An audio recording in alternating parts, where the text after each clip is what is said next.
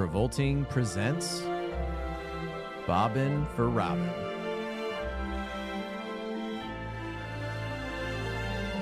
Hosted by Jeff Sweeney and Stuart Elmore.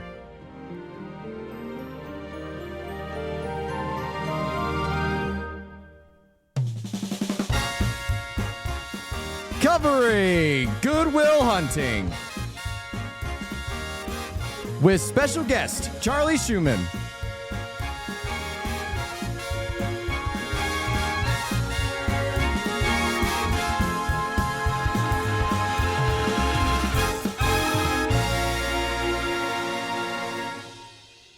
Hey, Stuart, how you like them apples, huh?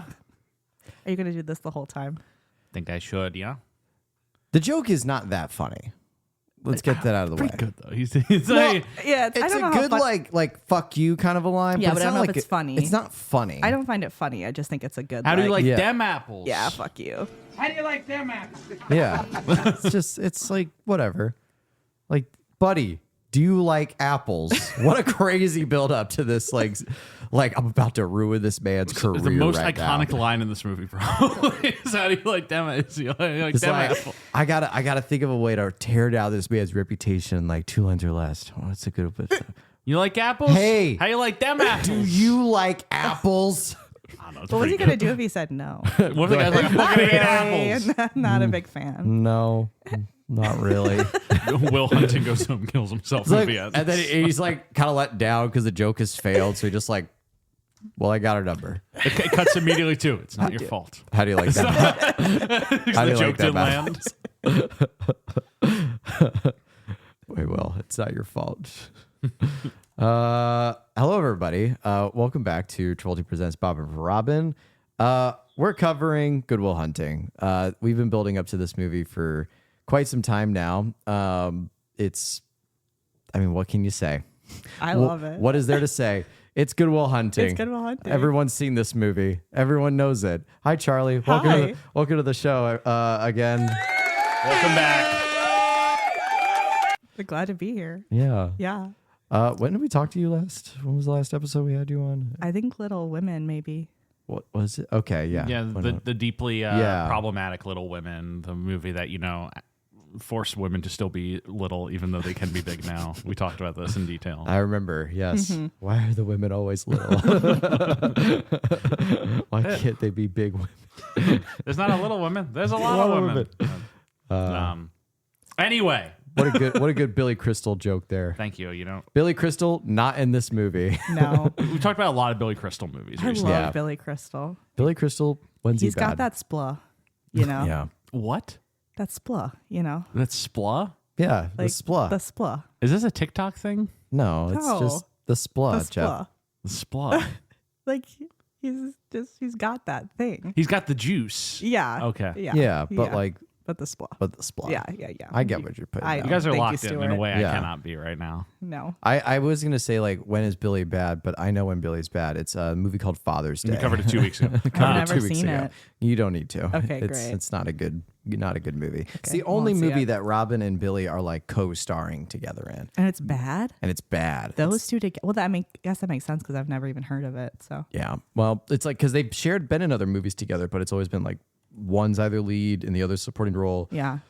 or they're both supporting roles. They have it like that. Father's Day was the only like co-starring both lead actor movie that they've And it ever was done, bad. and it was like it was actually like really bad. Oh wow, that's Like- disappointing. It's like it's in that category of like it's not quite so bad it gets funny. Oh, It's so in that's that, really like, bad. That's the worst. That's the worst kind of Yes, bad. it's in that middle ground bad of like I'm checking my watch. like, boring. what Not even time is fun. it? Like I gotta feed the cat soon, and like the laundry basket's That's getting a rough. little full. Like but I still need to get Yeah. quarters from the Chase Bank, and but they This close is at a 2 on oddly Saturdays. specific scenario. Stuart. This has clearly happened to you. This is clearly what I was thinking as I'm watching Father's Day.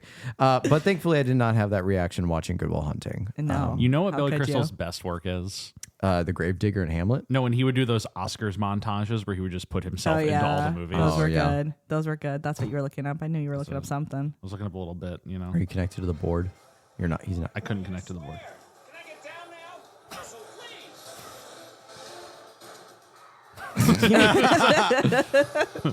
story of a man.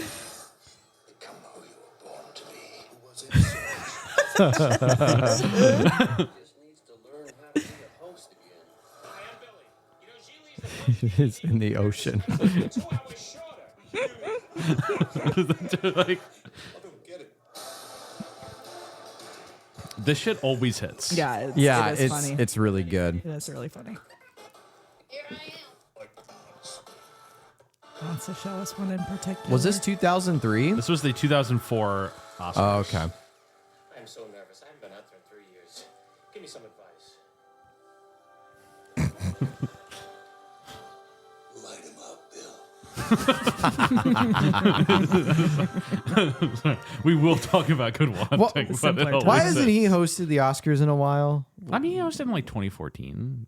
That's 10 10 years years ago. ago. What the fuck? It's like that thing where it's like Return with the V. It's for Billy Crystal hosting the Oscars. Yeah, Yeah. like get him back on. Yeah. He is good. He is good. Yeah, but he's getting up there now. He's isn't he? 77. Yeah. Let him sleep. You know, like, let him take a nap. Billy, you've been sleeping for so long. And whenever these guys are like really old, everyone's always like, they need to be working and something. Let him sleep. Let him take a nap. Let him just sleep. They're like, Martin Scorsese is 81. He's got to giddy up on his next movie. I'm like, let him take a nap. Just like, let him sleep. Yeah, Good Will Hunting. Robin Williams in it. It's directed by Gus Van Sant, written by Matt is true. Damon and Ben Affleck. How do you like them apples? Which could mean nothing. Yeah. And produced by Miramax, which sets its own story on its own. Like, not a big story. It was originally picked up by Castle Rock, which is Rob Reiner's company. But then, from what I understand, they weren't as enthused about Matt and Ben starring in it. So they were like, not sure we want to do that. And then Kevin Smith gave it to famed producer Harvey Weinstein. Hold on a sec. Yeah, there we go. Oh, brother, this guy stinks! Who read the script, loved it, and decided to fund it, and that's how we got the movie made. But yeah, I think the story is, and it goes back and forth a lot, but it started with like Matt Damon wrote a draft for a class that he took at Harvard. For Casual layup that Matt Damon went to Harvard. Yes. So I watched this movie this morning with my partner who went to Harvard as well. Casual layup that your partner went to Harvard. I'm always telling folks that my partner went to Harvard. I'm always saying this. But yeah, he wrote a 40-page first draft script.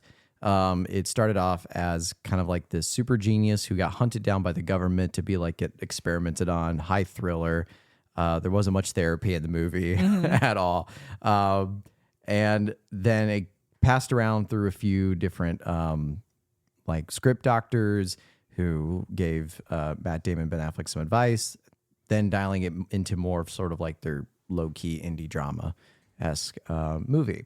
So when it got to Miramax, they were able to pick Gus Van Sant as a director because they liked his movie. It came out in '89. Man, Jeff's normally here to help me when I don't. Drugstore Cowboy. Drugstore Cowboy. He had also done My Own Private Idaho, which is like my favorite name for a movie ever. My Own Private Idaho, yeah. Even Cowgirls Get the Blues and To Die For. Yeah. But yeah, so they picked Gus Van Sant to direct, and they were able to land Robin Williams in the role. I tried to do as much like kind of research as I could about like the casting of Robin Williams, but ultimately it just came down to he liked the script. They really wanted him to do it, and he said, yeah. There you go. And that's all there is to that story. Cool. I'm sure there's probably a bigger story out there that I just haven't been able to find yet. I read through the chapter of the book, and it pretty much is just like, yeah, no, we wrote this with Robin Williams in mind, and we asked him to do it, and he said yes. It's really all I You do like when it just kind of works out like yeah, that. and it's just very straightforward. Like, it's always like, oh, like he wanted to do it, but there wasn't enough money, so he said no. And then they were going to go to Jack Nicholson, and he's like, okay, I'll do the movie. Like, anyway. I mean, the one of the key things for us to discuss prior to this in advance is like the Matt Damon of it all. Yeah. Yeah. What do you? What, Yeah, what I mean, do you wanna he appears in Mystic Pizza, his first film in 1988. While he's in college, he's going to Harvard. He drops out of Harvard to take a lead role in the movie Geronimo, an American Legend, which does not go well. It's immediately after he appears as an extra in Field of Dreams and one of Brendan Fraser's classmates in School Ties, a movie we talked about on this show, along with Yes. Ben Affleck and all their other cronies of this era. forgot about School Ties. yeah. Matt Damon and 'Cause extra Ben Affleck. It films in Okay. Boston. Yeah, that's right. Yeah, That's the movie where Brendan Fraser's just standing in the rain going, "Fight me!" And they don't fight him. yeah. But he and Ben Affleck, who have been friends since their childhood, get together and decide they want to write themselves the real like meaty roles. And so they write Matt Damon the most meaty role of all time. They write Ben Affleck, "Hey, it's me, It's me, Chucky. it's me, it's your buddy." Who's gonna Ben be this Affleck. super genius Will Hunting who like has all this like drama and trauma and all this sort of stuff to work through, and then there's this bro. This is guy who hangs out with him. Hey Ben, you want to rock paper scissors for it? But like the two of them, I mean, obviously Damon does do Chasing Amy and The Rainmaker, and Affleck starts getting into that Kevin Smith world as well right before this. Yeah. Chasing Amy and Mallrats. And so they're both on the up and up, but they're not getting offered exactly the roles that they're looking for, or Damon more so. And so they decide to just write their own script and make it happen, which is where Good Will Hunting comes from. Yeah. They write the roles for the two of them. They write the role for Robin Williams, and they call it the Harvey Keitel character in the movie, because we watched an interview with Quentin Tarantino about Reservoir Dogs, and he said, "I put Harvey Keitel in the movie, and they gave me $500,000," and we said, "Okay, then we will put Harvey Keitel in our movie." But instead, they picked Robin Williams instead of Harvey Keitel. Which is like their equivalent of a Harvey Keitel to get them the budget for this movie. They submit the script to a bunch of different studios to see who's interested in buying it. To figure out which of the studios is actually reading the script, they insert a very explicit sex scene 70 pages in between, I think, Robin Williams and Stellan Skarsgård's Yes. characters. Which honestly, though, Just to see, You're reading it in the room. Yeah. like, I mean, we're all saying it without saying it. and they put it in just to see if anyone comments on it. And all the other studios are like, "Love the script, but we can't make it," or "Love the script, we want to make it," and never say anything about it until the fires of Mordor blasted over Mount Doom, and Harvey Weinstein called them up and said, The script is great, but maybe let's leave out maybe the let's get sex. rid of this sex scene 70 pages in. And they said, "Thank you," and they went with Harvey Weinstein. Yeah. But Charlie, And the earth cracked. Stuart. Robin Williams. Talk to us about your Robin Williams background corner. oh, You're on the best Robin Williams well, movie. this is like one of my favorite movies of Yeah. all time. Yeah. So, I mean, I think I have a normal relationship with Robin Williams. You know, you feel like you grew up with him. Like he's just like that sort of like father role, you know. Yeah. But this movie in particular, and Robin Williams in this movie and in this role is very special to me. When I graduated high school, when I was 18, right when I graduated high school, I watched this movie not for the first time, but watched it and felt it for the first time. And that year, my first year of college, I watched Good Will Hunting probably 40 times. Yeah. And Robin Williams' character in particular was just I don't know, everything he said was just stuff I needed to hear, you Yeah. know? So I feel yeah. Yeah. You feel in addition to just having the basic a lot of our guests and ourselves grew up with Robin Williams as an actor, Yes. present through our childhood, and you have that extra connection that you feel he, in a transitional point in your life, he was Yes. really kind of the guiding light. Yes, Yeah. totally. Yeah. Yeah. Yeah, and this movie, along with some of the bigger ones you talked about, like Dead Poets, Good Morning Vietnam, and This is a good soup movie. It's a good soup Here's what I movie. found. What? I don't know, series Okay. just That doing was, shit. I thought it was your board. I was like, No. I don't understand why that was. It's like, sometimes just like what you really need in the moment is like a cup of hot soup. yeah, this is very. And it much kind of like a fixes movie. things for you. This is like Yeah. a soup movie. It's totally like a soup movie. And we're kind of it's currently September, and Yeah, like good I time also for get movie. the vibe. This is a great fall Great movie. fall movie. Great fall movie. Just like again, like it's like kind of watching this movie is like throwing on a warm blanket Totally. to me.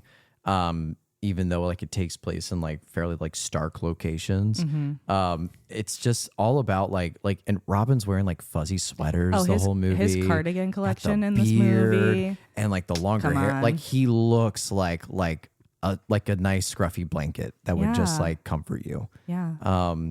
And yeah, like out of like Dead Poets and Fisher King, all these other like major like dramatic works that Robin's done, I think a lot of people will say and agree like this is probably the height of Robin's like dramatic like thespian like character role. It's a little rude to Night at the Museum, The Secret of the Tomb. Well, but okay. No disrespect to Night at the Museum, Secret of the Tomb. But so because we broke this as we do in all of our seasons, like we broke this up into chapters, and we're at the tail end of like what I call like the I think I called it. You called it the thespian. the thespian chapter, because prior it's like Robin gets his beginnings as like mostly like in stand-up comedy Yeah. and also comedic movies, doing like slapsticky roles, and then it's like entering into Dead Poet Society up until I have it ending after What Dreams May Come before Patch I Adams. also love What Dreams May Come. Great, I haven't seen it. It's a I have movie I've no- never seen. Oh, I have really? not seen it. I love it. I don't know if it holds up. I haven't watched it in a really long time, but I loved Yeah. it. We have Mark Tilley lined up to cry on like next week about it. Does Mark Tilley love it too? I actually don't know. I know the only thing he said to me is it looks insane. Oh, okay. I mean, it is kind of insane, but I don't know it. Oh, okay. I have heard stories about this movie, but I don't know anything about like, plot. But yeah. Yeah, it's a little crazy, but I'm just like eager because like Robin. So the thing is, it's like this is like as we're going across this like journey of Robin, and we get like the highs and lows. Like this is like a happy accident peak of Robin, where I think he just fell into like the right script, the right tone, the right director, the right setting, the right character. All those elements collide into like Robin performing like the perfect role. They said like on set, like Robin taking on this role obviously very seriously. He tends to be somebody who likes to ask for more takes than sometimes you feel like you need. Matt Damon would say in a lot of interviews, it's like in classic Robin fashion, we'll do a scene that really only needs 2 takes and Robin will ask for 20. So he's doing a lot of work into this performance, and I think it definitely shows. Yeah, I mean, it's always going to be interesting because, like, who hasn't seen this movie? Talking about the plot and somebody stuff. out there. What- I feel like the thing about Robin is he's like such like a dial actor. We've talked about this, where like Yeah, he kind of is like usually going very big, and you really got to like reel him back and turn the dial down for his performances. yeah, And I think sometimes we've talked about movies where like the dial gets turned almost too low, yeah. But where he just has like no charisma anymore. this is dialed. this is dialed perfect. this is I the think. perfect dial. This is the perfect dial, the best dial we've ever talked about. which is like so low. But like if off is completely like a 0, it's dialed to like 1.5 out of 100. But I feel like it's the type of performance that I understand why he would want a bunch of takes Yeah, to kind of like work things out in the first few takes, so you could reach a point of like naturalism. yeah, right. Like I was reading an interview with David Fincher, and he was like, he's one of those guys who gets the rap of like he does like 60 takes for every take, every Yeah. shot. Like, what's the problem with the first 10 takes? Yeah, And he was explaining his rationale. He's like, it's not like because I'm trying to change the performance. The goal is once you've reached take 60, the actors are so familiar with it, they're so tired of doing it that they stop acting and just start like delivering the lines. yeah. And that's how you eventually bully them into I was naturalism. gonna say that kind of sounds like torture. It's essentially torturing them into naturalism. Yeah. And I feel like Robin is the type of actor who almost like kind of does that to himself. Yeah, I definitely agree.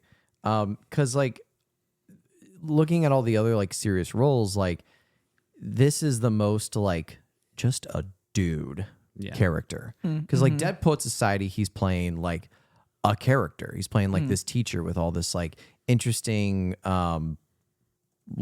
like personalities to him. Yeah. Fisher King, he's playing like borderline like insane homeless guy. And so But a like, guy with some issues. yeah, guys some issues. Mrs. Doubtfire. Okay. Like we talked in depth about the problematic elements of Mrs. I found Doubtfire. Mrs. Doubtfire one of the most stressful movies I've ever seen in my entire life. I haven't watched it in years. Mrs. Doubtfire, like you're like, oh, it's the fun, very nice movie about the guy, and he becomes a housemaid so he can see his kids again. You're like, It's kind of creepy though. it's a little creepy, but then the movie is so stressful because and obviously it's for comedic effect. I did not find it funny. He keeps getting put into these scenarios where it's like he has to play both characters at once, and it's like watching a house of cards get built higher and higher, and you're just waiting for the first card to fall. I found it so Crazy. stressful. Right. Yeah, I could see that. It was deeply upsetting. And to all me. these I like could definitely see that. that are like drama comedy, but more like the serious roles where he's not doing like his Robin slapsticky kind of thing that we see in like Aladdin or Flubber or all those toys. Is in this movie, I think like terms of like what do you have on paper to work with this character? It's like you're a guy who was kind of smart. You met somebody, fell in love, they passed away. Now you're sad, and now here's a genius, and you need to like help him. Like, there's not much else in terms of like meat to chew on with this character. It's probably like I'd almost say like a very thinly written role for Robin, but Robin just gives it so much. he adds all the layers. Like Yeah, he he adds really does. all the layers to it. Like the story about like when the dialogue scene about the painting, you know, Yeah. like you don't get any of this like thinking as you're watching it of like, oh, like he like this conversation stressing him out. Like, why is it stressing him out? Oh, the wife line like triggered him. Like, why is that? Like, you don't get any of that without Robin's performance in those Yeah. scenes. Otherwise, it's like, oh, and he likes to paint. Yeah. Like obviously this script's written by Ben Affleck and Matt Damon, and they win the Academy Award for the script. And I think that kind of just like points people in the wrong direction about what makes the script good. What's good about the script is it's very simple. Yes. This is not like a complex script. Yeah. Like almost every scene is in some way kind of just a different interpretation of the same scene, which is Will walks in, person says, "Why don't you take care of your life?" He goes, "How do you like them apples?" And he walks out. and then the next scene is the person he yelled at talking to another person in his life about why doesn't Will get his shit together. That's like kind of just the whole structure of the movie. Yeah. It's like back and forth between those two ideas. Yeah. But what makes the movie smart is the way it lays those out. It gives the actors so much space to interpret those scenes and really make them their own, and provide this like the scenes between Stellan Skarsgård and Robin Williams are just incredible in this. They Like, are incredible. And like, again, what do we know about them on paper? It's like, oh, we were roommates in college Yeah, and he was kind of that smart. tension there is Oh like my that Lord. history. Like you feel Yes. that Yes. history with those two actors, And it's nothing on it's the text. nothing on the paper, nothing they're saying, but just like you feel feel that it, yeah. history, that tension. It's Yeah. so good, yeah. And it's Which all- is why the sex scene. I don't know. I don't know if it's completely out of there. Still some. release the sexy cut, Ben. Yeah. I know Ben Affleck has it somewhere in his house. Oh wait, no, maybe Jennifer Lopez took it in the divorce. Oh no. Oh my god. If by some strange happenstance, Jennifer Lopez has come into possession of a roll of 35mm film containing a explicit Robin Williams Stellan Skarsgård sex scene. My Oh my gosh. god. As we were talking about this, it reminds me of another like really good performance that doesn't have a lot of meat to chew on, but just adds all the layers. We've talked about this before. Philip Seymour Hoffman in Mission Impossible 3. God, yeah, it's like the worst written never character of seen all it. time. It's like it's a really seen thinly written bad guy who has like in terms of like what's written down of like what's his motivations, what's his backstory, like you get nothing. It's like he wants this thing called the rabbit's foot. That's it. That's all we have about this guy. It's But- the ultimate. It's like the ultimate case study of like a terribly written character being made great by a performance. Yeah, and that's Philip Seymour Hoffman. Just like the way he like, I mean, Yeah. it's gotten to the point where it's like memed now of like I I'm get this- gonna count to 10. I keep getting the same meme on my Instagram page of him yelling, and it's like, No. Oh no, I'm not gonna do it. No. But yeah, that's all to say. Like, I think this is like a testament to Robin's ability to really amplify this role. Yeah, for sure.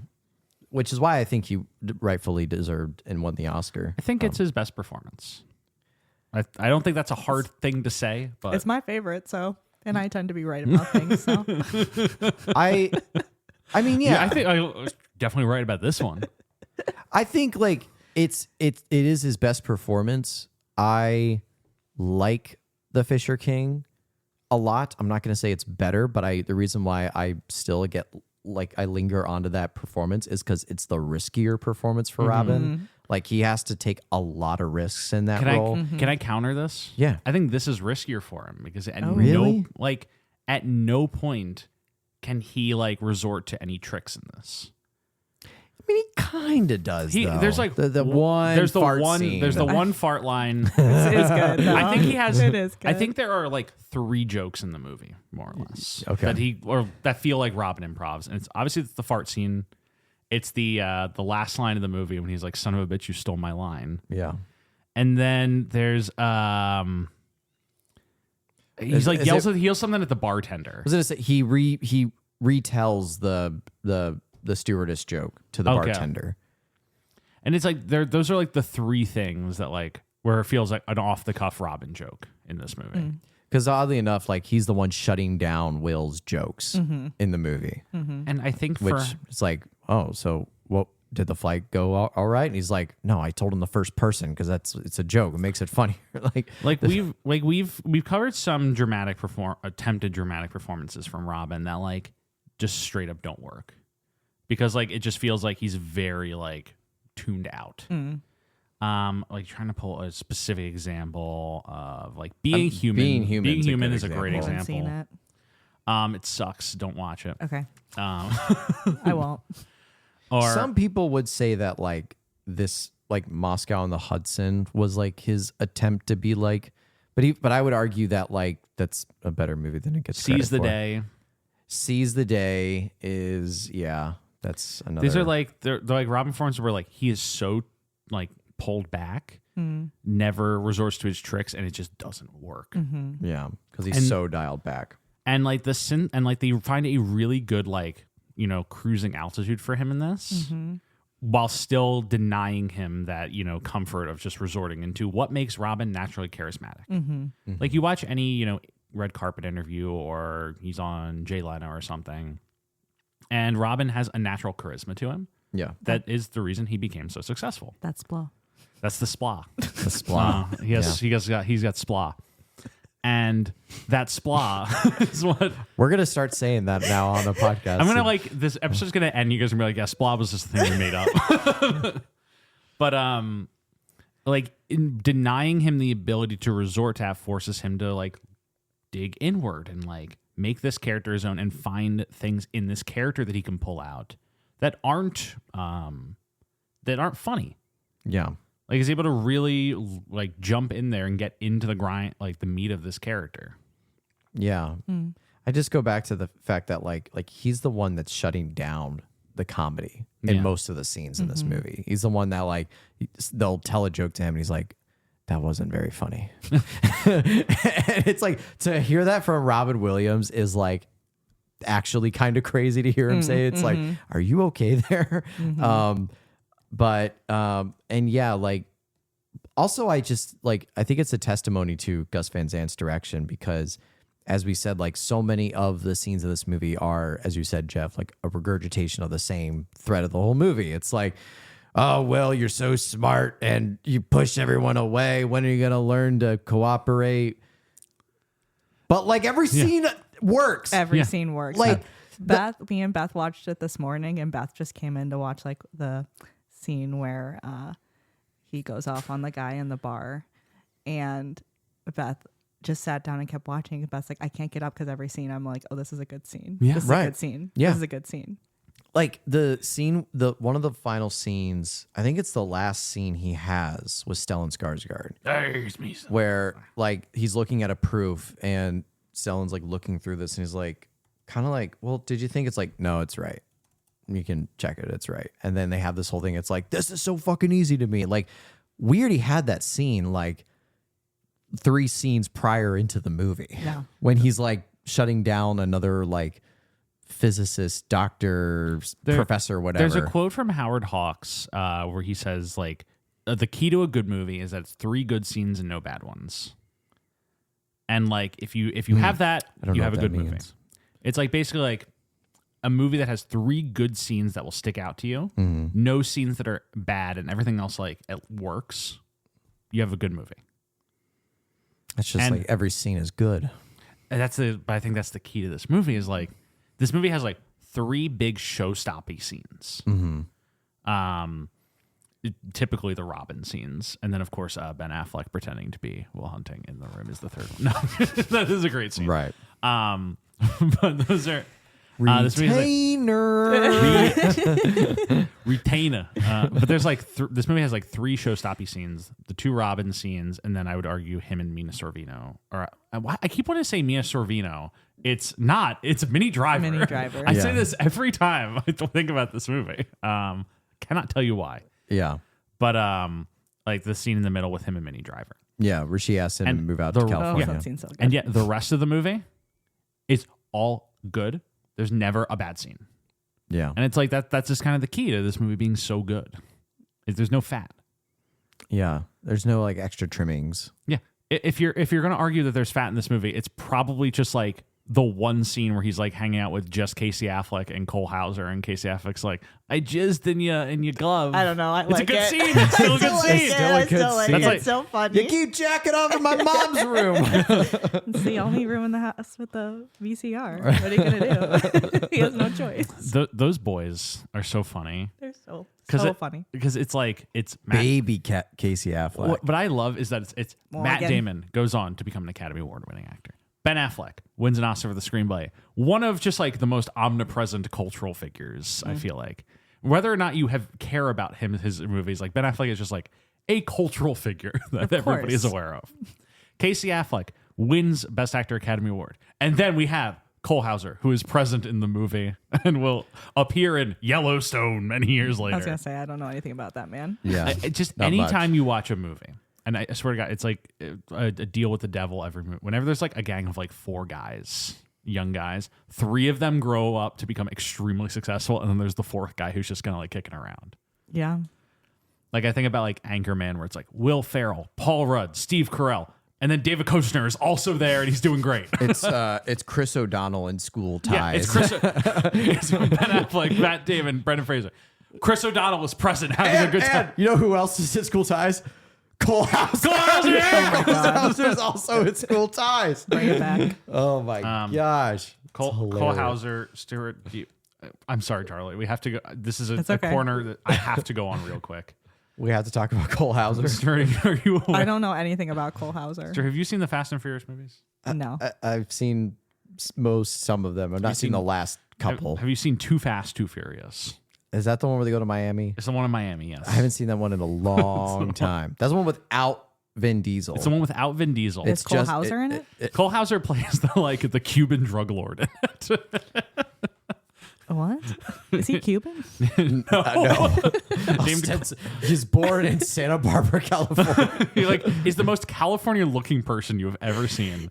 Somehow gets started off playing 2 Boston boys, and then appears in Too Fast and Furious as the Cuban drug lord, Carter Verone. Crazy. man. And I just wanted to say that. And then Cole Hauser more or less disappears into the earth for a decade, and then he's now currently on one of the Yellowstones. There are multiple Yellowstones. Oh my God, Yellowstone corner. All I know is like old people like Yellowstone. So the thing It about is an old person show, I think. Don't Republicans like Yellowstone? Republicans love Yellowstone. Okay. Republicans It's like one of the are only TV shows they Big watch. on Yellowstone. I watched this incredible clip from Yellowstone once, Okay. where it was like, essentially there were these 4 women who were protesting. I can't remember what they were protesting, but they had taken their tops off, Okay. Good and for them. they were like arrested by the police, and they were like tied up to a fence. Okay. And Kevin Costner kind of comes over and is like, "You think you're accomplishing something by these protests? It's just indecency in our street," something like that. And then there's like a commercial break, and it comes back, and he's now sleeping with the woman. What the fuck? It's craziest like. Oh boy. Okay. But the thing about Yellowstone is Yellowstone starts in 2018. Taylor As, Sheridan like- definitely wrote that scene. And it's like just a TV show about a ranch in Montana. Seems like a simple, and old people love it. Old It's great. people love it. Yeah. Old people. I will just say my very right-leaning parents love the Yellowstone shows. But then, they love but then it. the thing Yeah, is, that's- Yellowstone hits the perfect moment in history, right as the streaming boom starts, and they're like, "Well, the old people love Yellowstone. What else you got for us, Taylor?" They go to the creator, and he's like, "Yellowstone expanded universe." What? They do 5 seasons of Yellowstone. Kevin Costner leaves halfway through the 5th season and says, "I will not be doing this anymore." After he has just been elected governor of Montana within the show. What? He's a political leader within the show. You know what this is giving? This is like the straight Republican Ryan Murphy. It's very similar. Yeah, honestly, Yeah. that's such a good way to put it because that is basically Taylor Sheridan right Yeah. there. And then they announce, all right, Yellowstone spinoff coming out 2021 called 1883. It is about the origins of the No. ranch. No. It is about the ancestors Nobody coming can care about that. Even Republicans. and setting up the they ranch can't in care. 1883. It's a massive success. What? It stars Sam Elliott. And they're like, well, what's the next level? And they're like, all right, we will do another one called 1923 about this family during the Great Depression. What? And starring Harrison Ford and Helen Mirren. They do 2 seasons of it. What? They do 2 seasons of it. It's- Harrison, why? everyone- I hope they paid him a lot of money. They paid him a lot of money. Everyone likes that one. Big success. Kevin Costner, after having left the show, they say, all right, we're going to do another season of Yellowstone, but it won't be called Yellowstone. It'll be called something else, and it will star Matthew McConaughey. And then Matthew McConaughey drops out. It now stars Michelle Pfeiffer, and it's called The Madison. What? This is too much. But they also just announced another He's not going to stop until spin-off he gets through all of it. Right? called Okay. Y, called Yellowstone. Marshall. or buckled it now All right, this okay. one. I just find it hilarious. Oh my god, they're doing another one called The Dutton Ranch. But that's all of them. All of them are the Dutton Ranch. How did we get to this? Because Cole Hauser Cole is Hauser. leading the Dutton Ranch. Like, Cole how did we Hauser get is the here? number What one does on this have the to do with? Cole Hauser He's is the the gonna number love one on Dang. Dutton Ranch. Oh my god! It also stars Annette Bening and Ed Harris. What are they kind of every How are they old getting actor? these every people old to actor do is like, this? Oh my god! it's like if you're an actor and you crest 70 in Hollywood, there's a knock on your door. You Hopefully, open- after they can nap. yeah, exactly. That's what I'm saying. You open the door and the Grim Reaper is there, and he like has 2 contracts. Like this one, you die. This one, you star in Yellowstone. And they're like, oh no! And they signed the Yellowstone. What was one. like the 3-part Western that Kevin Costner left Yellowstone and devoted all of his Horizon and American Saga. It's a 4-part. They've only filmed 2 of them. One of them came out. The second one is sitting in a vault somewhere, and I need it to be released. Horizon Oh and American Saga Chapter 1. Do you aware I own a 4K Ultra HD disc of Horizon and American Saga? I'm Chapter so one. glad. And so it's a 4-parter. The Yeah. first part is 3 hours. The first part's 3 hours. The Just second make part. a TV show. The second part, also 3 hours, was supposed to be released a month after the first one, but Warner Brothers pulled it from the schedule when nobody saw the first one. And then they haven't filmed the third or the fourth one. Kevin. We will get back to Good Will Hunting imminently. Kevin. Stuart, do you know how Horizon and American Saga Chapter 1 ends? Do I want to know? It ends with Kevin Costner, and he's like riding off essentially into the sunset with this lady.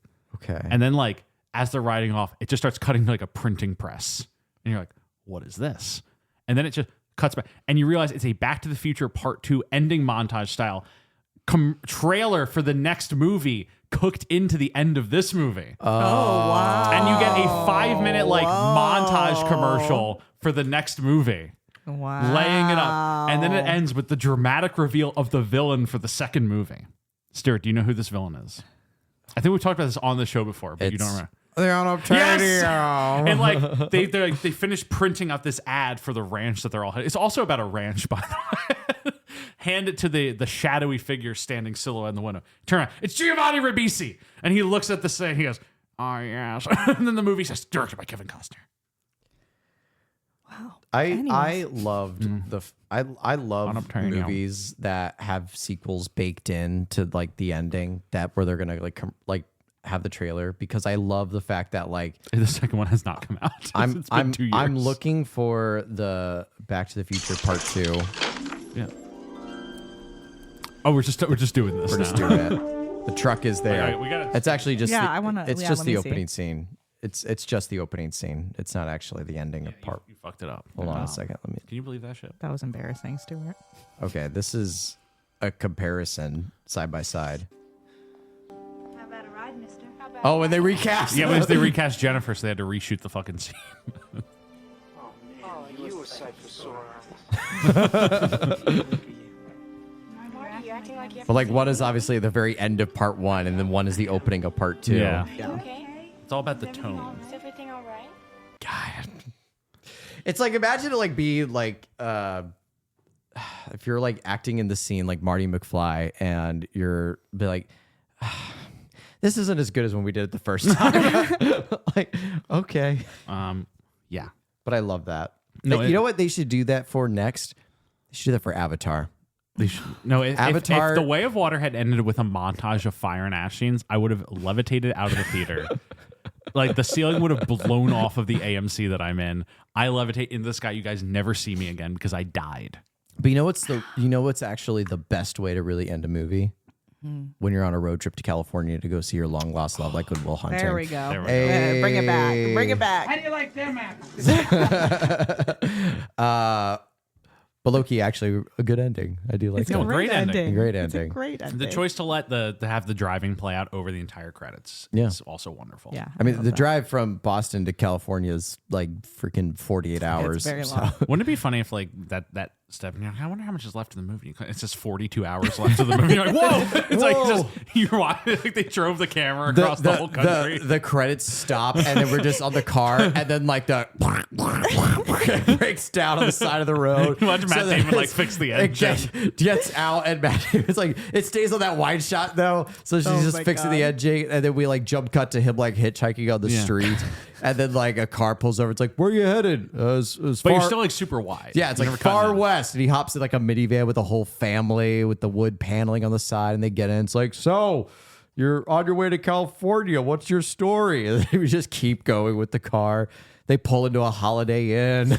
They drop him off there, and then he's just like at a bar, and he's like, "Yeah, the car my friends bought me for my birthday broke down, and but now I got to find a new way." It's Them like, buying him the car is so sweet. It's so sweet. it is very sweet. Yeah. I like that this movie. And then the hotel reject- manager says there's There's a right back in it. ranch out Yeah. there in the distance. The Dutton They're Ranch. offering some No, more. Dutton no, Ranch. not back to this. No. I'm done. I can't do it. Go to the concept, right? So I like that You this. know, I can eat a peach for hours.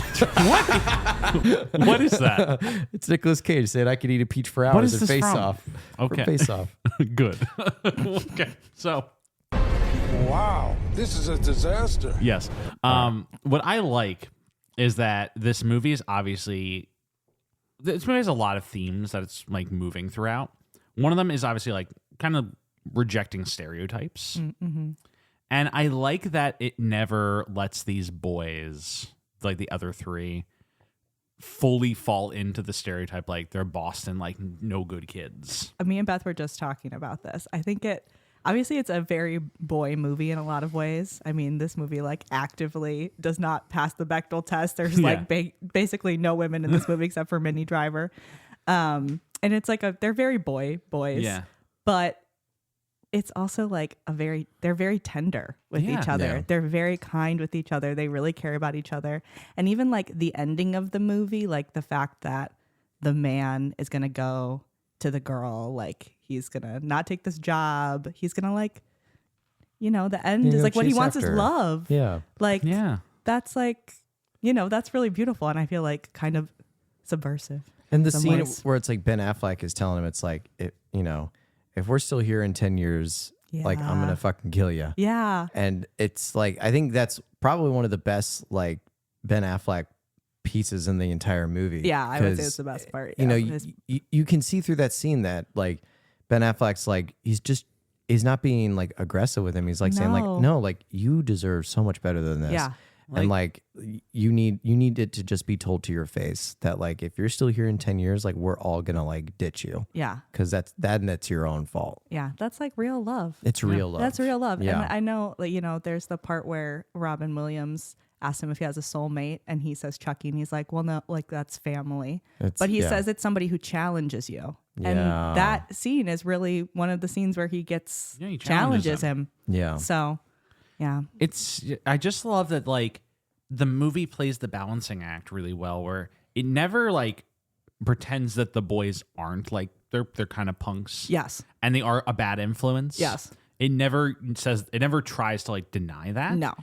But it's like, yes, they're that, but they are so much more. Yes. They are like, they're a support system for him. Yes. They're what kind of keeps him sane from all this trauma he has within him. Yes. And they do genuinely care about him. Yes. And at the end of the movie, they want what's best for him. Even if like they know they can't be any better, they want him to exceed and like move past them. Yeah.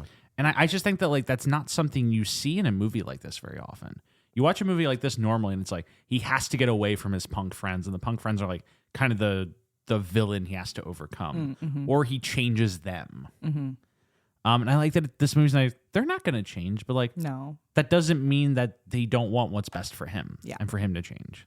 Yeah, I think Robin even says the line with Stellan Skarsgård, because Stellan says something. It's like, yeah, and you want him to go day drinking with his like, punk friends. It's like these friends would take like a bullet for him. Yeah. like Yeah. that's They would lay it out on the like street. that is yeah. such a simplistic way of viewing these kinds of people who have like a deeper connection than you'll ever know. Yeah. Like all of your friends are all superficial. It's like, but yeah, and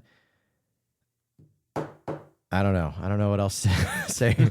It's just like to go back to like Robin of it all.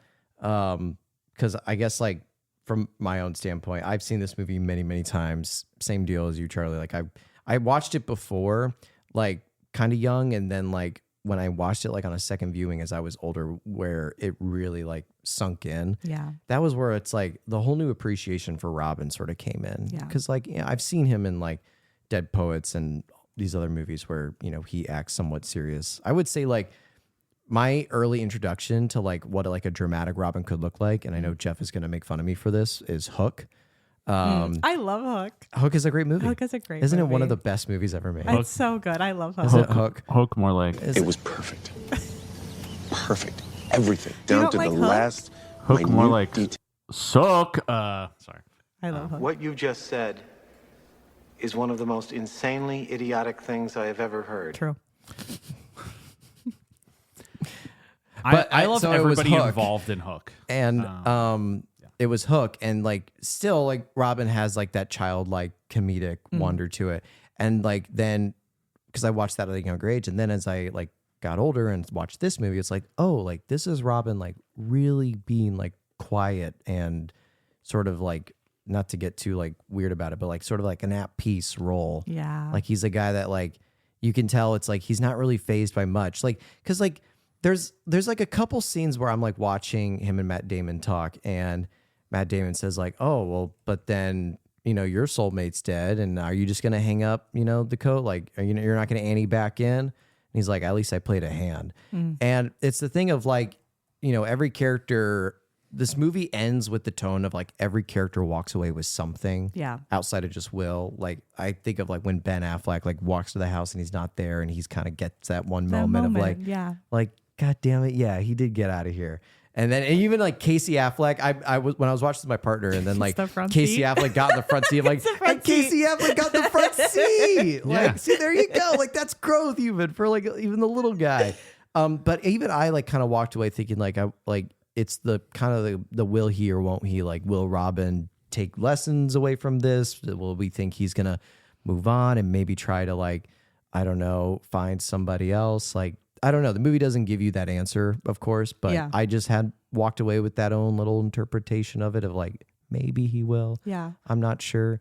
Because it's a good point. It's like you're lecturing me about like soulmates and stuff, and actually like- finding somebody who challenges me. It's like, well, what about you? Like your soul. It's like, yeah, well, my soulmate's dead. It's like, yeah, well, then are you going to Annie back in, or are you just out of the game forever? Yeah. Like, it's like, well, Well, I'm kinda- gonna go travel it's and like, see. yeah. We're gonna do something. Like yeah, I might not.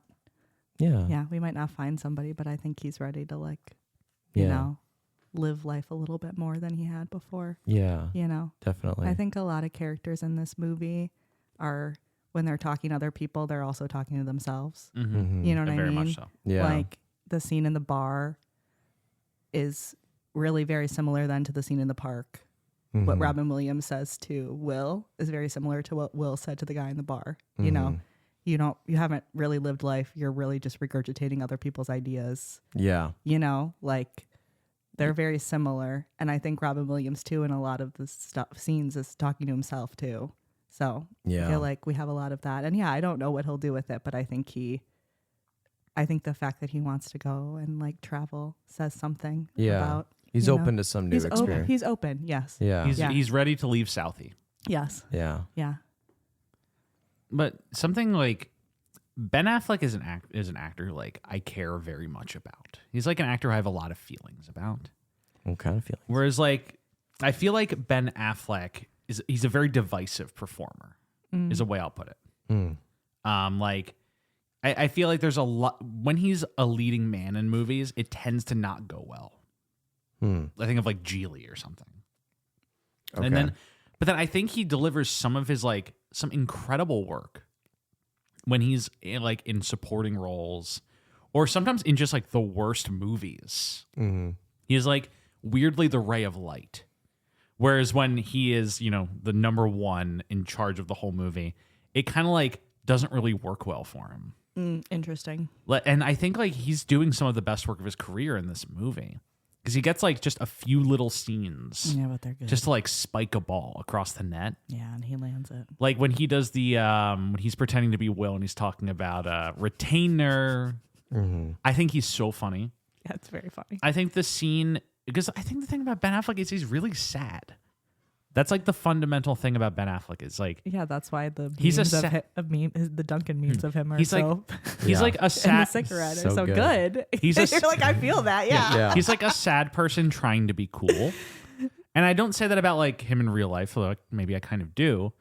But that when he's locked into that specific tonality, when he's just trying to be cool in a movie, it never works. That's why I think he's so good in Gone Girl. He's incredible in Gone Girl because he's playing a fucking psychopath who's trying to be a normal guy. Have you seen The Town with him and I've actually not seen Jeremy The Town. Renner? I've seen The Town, but a long time ago. I haven't seen it in a long time either, but I feel like I remember Ben Affleck actually being kind of pretty okay in that movie. Yeah, He directed it too. That's my Yeah. Because That's my it's another recollection as like well. Boston bank robber kind of movie, and like Ben Affleck is sort of playing like the badass kind of, but he also, if I remember correctly, like has that tinge of like emotion to him that I think he does pretty well in Good Will Hunting, where it's like he tries to put up the front that he's like a big baller. Because I agree, when he's in like Daredevil or like Pearl Harbor, I don't buy any. doesn't work. I don't buy It doesn't any work. of the heroics of Ben Affleck. No. Like I don't know, especially Daredevil. It just reads as he's like. He's like a little slimy. Yeah. He's a little slimy. Little He's a little slime. sad. Yeah. And he's covering that sadness up with coolness. That's where he works. Yeah. But Armageddon, though. He's like he's terrible in Daredevil. Weirdly very good is Batman. I was That movie going to ask. that movie like, sucks like farts. But he's really good in it. So interesting way to word that. I was going to say, like, I kind of agree. But then you know what? He's in Justice League and he sucks. Yeah, he does suck. But then he's in The Flash for one scene and he's really good in it. You know what? I would like to chart who he was dating during all of these movies. to see if Whether there's it was a correlation. Gardner, which Jennifer he was Which with, Jennifer he was Yeah. with. or if it was the weird Ana de Armas interlude. Exactly. The picture of Matt Damon throwing the Ana de Armas cardboard cutout into the trash is like one of the all-time funny images. Stuart, have you seen this? No. It's good. What is it? It's good. Matt Damon. I'm pulling it up. Have you guys watched This Is Me Now? I have not. You have to. Jeff. I want to It's watch. So funny. I want to double feature her movie and then the like the documentary. The documentary. You have to. They're both hilarious. They're so funny. And like he's like so supportive, and I've seen the clips of him in it. It's like literally one of the funniest things I've ever watched in my life. Highly recommend. Yeah. So Stuart, like, I'm waiting to see this picture. yeah, I got it right now. So Ben Affleck, in between dating one of the Jennifers, he has a very brief fling with Ana de Armas. Yes. And during this time, there's a cardboard cutout of her present at his property. That is fucking weird. It's very like- weird. That's fucking It's weird. very weird. So shortly after they break up, This is. I forgot it's not Matt Damon. They get paparazzi photos of Casey Affleck leaving the back house, throwing the full-size cardboard cutout into the trash. Wait, so what is the funny. tagline of that picture? The assassination of Ana de Armas by the brother Casey Affleck. Like, that is a movie title if I've ever heard God. one. The assassination of Ana de Armas by brother Casey Affleck. Like, friend of the show Cole Bradley has a big like take that he Ben Affleck. Oh, I'm mad at Cole Bradley that right he now. everyone's What's the Cole Bradley drama? Why are you mad at him right now? I'm not serious. Stop, finish your story, and then I'll tell you when I'm mad at Cole Bradley. His thing is like he's our most relatable celebrity because his entire career is just him constantly imploding and then building himself back up every 3 years. Yeah. Like, true. Like it's not like our usual actors who have like a big spike and a big collapse Yeah. and come back. Ben Affleck's just like constantly on a wave. Yeah. He would be That's an so interesting true. guy to cover on this show. Like you look at Ben Affleck, it's like, oh my God, Ben, we're so back with the last duel in the tender bar. And then it's like he's in all his Jennifer Lopez things. It's like, it's so over, Ben, the next year. The year that he directs Air, Ben, we're back. He's in the flat side summer, it's over. Oh, man.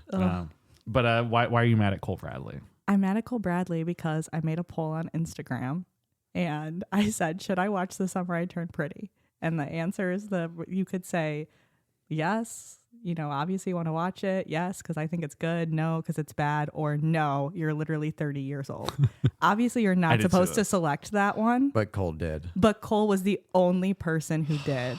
I was like, Cole, you're such an asshole. And I watched it anyways, and it's so good, and I love it, Cole Bradley. And that's why I had to watch this movie this morning because I was too busy watching The Summer I Turned Pretty last night. See, like now that I'm seeing all like the Team Jeremiah, Team Conrad stuff, I'm like, well, now I kind of want to watch it because I want to have a take on it too. That's how I felt. I was like, oh, you have to be Team Conrad, though. If you're Team Jeremiah, we'll never speak again. Whoa, what's wrong with Jeremiah? Oh my God, he's horrible. He's like these freaky blue eyes. He's like a little blue-eyed demon. Whoa. I hate him. Okay. I'm definitely going to be Horrible. watching The Summer I Turned Pretty. The Summer I Turned Pretty. Yeah. That's me every summer, baby. The summer, Get prettier and prettier. Just getting prettier and prettier, baby. It's the summer I need to lay off the dogs for me. The summer I laid off the dog. Charlie, you're Because wearing it's the winter I ate too many dogs. It's the summer I those need to- dogs fresh. Hey, Stuart, those dogs fresh. Lay off the dogs there, Oh my Stuart. God. And then I go back into, the fall of, hey, are those dogs fresh? Then it's the winter I ate too many dogs. Then it's the spring of those are too many dogs. And then it's the summer of lay off the dogs. All right. It's a perpetual It was a cycle. Speaking of perpetual cycles, the cycle of wool hunting. Yeah. Good segue. So the way that this movie like kicks off, we start in the process is Stellan Skarsgård is introduced as our hero at the beginning. He's the math teacher to end all math teachers. The fact that they gave him like that fucking scarf. Oh my God. I was like, can't. ugh. I wanted one scene where he just whoosh, That fruity little scarf. fruity. The scarf talks of like, and whoever answers this by the end of the semester will go down and history. Oh my God. I think He's playing it up though. Yes, It's the best 100%, part of it yeah. too. Is like when he goes to the student, he's like, well, I mean, it's Saturday, unless you want to have a drink at my place. Stellan Skarsgård, an actor who I love very much, Oh yeah, he's a the tremendous best. actor. Yeah, And I think that like he like much like Robin, much like Matt Damon, like he finds this really fine line to balance on in this movie where he is playing the asshole. He's ostensibly the villain of the movie, but he's never like entirely bad. No. You fundamentally understand where he's coming from. Yeah. I feel bad for him. Yeah, like by the end of the movie, you realize he's a tragic character as well. Yeah. Like he's someone who, Robin Williams broke his heart, obviously. And then they didn't even get to have sex in the movie. So he hides his insecurity with this veneer of superiority. it's used as a neutron flux moderator. Correct? It's Stellan Skarsgård talking about how nuclear reactors work in the HBO miniseries Chernobyl. Okay. Oh my God. That can't be. Comrade Shabina, my apologies, but graphite. This clip is still going. Yes, it is. He's not talking anymore. No, just No, there you made a mistake. Because I may not know much about nuclear reactors. I know a lot about concrete. Why is he doing that thing with his voice with the because he's trying to be Russian. It's He's like doing he's Russian. trying to be Russian. Yeah, because it's Chernobyl. He does not sound Russian. It's like He in just his sounds mind, like there's like something stuck in his throat. it's like in his mind, like being Russian but talking English is just the neutron flux moderator. But like, okay, Stellan Skarsgård corner, Chernobyl. I think it's his best role. seen I think I it's. haven't seen it. It's you. Oh. Okay, Stellan Skarsgård, Chernobyl, I'm and aware Stellan of- and Andor are two of his best performances that he did in like a 5-year span. You're forgetting Stellan in the goop in Dune. You're right, and He's like, you're right. "Robin." and Baron Harkonnen. I call it the gravelly voice Well, trilogy. what about Stellan in Mamma Mia? That's that's- my That's the favorite real performance. Stellan we're talking about. When's here. Stellan bad though? He's never bad. He's That's never Stellan been bad. Never will be. But Chernobyl Stellan, so good. His But characters are really Good good. Will Hunting Stellan is like Is really he's good. like But Stellan's like he's aged like a fine wine because like he's obviously really good when he's young, but now in his older years he's like really good. he's got a little a grit to him. This is the He looks like he's been like kind of sleepless. he's like been kind of cooked over the fire. for a little bit. will never see. It's the graveliness in the voice. So good. But we're introduced to him. I sacrifice? Everything. Professor Gerald Lambeau. Lambo. Normal name for a Scandinavian man to have. Yes. He posts a difficult. Okay, does anyone understand? Like, obviously, we're not supposed to, but what's going on with the graph theory in No, Yes. absolutely this? not. I look at it. I have no idea what's happening. No clue. I don't know anything about this, and Yes, I don't but It's care. like but Matt Damon's like drawing like triangles, and he's like, "Hey, look, you just do this one." He draws another triangle. I'm like, there, it answers the question. I'm like, what? In the Wikipedia for Good Will Hunting, there is a section dedicated to the mathematics of this movie. Oh, whoa. And in the first blackboard problem that he puts up, what he's doing is he's putting up an intermediate graph level theory that he describes as like an advanced Fourier system. It's actually not an advanced Fourier system. It's just an intermediate level thing. But it looks really cool when you solve it down on paper. I don't know. This is the thing I like about like those types of like math problems in movies where it's like you go to like a mathematician. It's like, I need something that's going to look really complicated on a chalkboard. What can you get me? And it's like an intermediate level graph theory problem. It's like you're fucking drawing triangles and shit. To You're doing answer the all first this part of the stuff. equation, Will chalks up an adjacency matrix. To answer the second part, he determines the number of 3-step walks in the graph and finds the third power matrix. Yep. What? I don't know, and I have to be honest, I don't care. It doesn't matter to me. I think it is such a coup to this movie that he is like you've seen movies like this before. That's like the super smart person, the savant. But I like that it's not about anything cool. Like, Yeah, it's not like he's totally. like Yeah. inventing like a new rocket fuel, or Well- he's like can change the game in world relations, or he has like a superpower. It's like he's really good at math. Because they had an MIT consultant on this movie. And in the writing process, they originally had Will Hunting as being like a physics savant, but they were talking like with the MIT consulting. It's like being a physics savant is just being like a smart person in a group of really smart people because it's a very group heavy activity. Like when you're discussing physics, it's like a group project kind of a thing. Being a math savant, like a single math savant's a lot easier. So that then they changed it to be like a more math thing, which I think I agree with you, Jeff. I also like for the purpose of the movie is that like It's like you're that's right. not He's anything not cool. he's not a medical guy who's gonna come up with a cure to cancer. He's gonna like my favorite thing is like when he goes on that big rant about like working for the NSA. He's like, yeah, so what? I work for the NSA and they put a code that I have to break. Maybe I break it.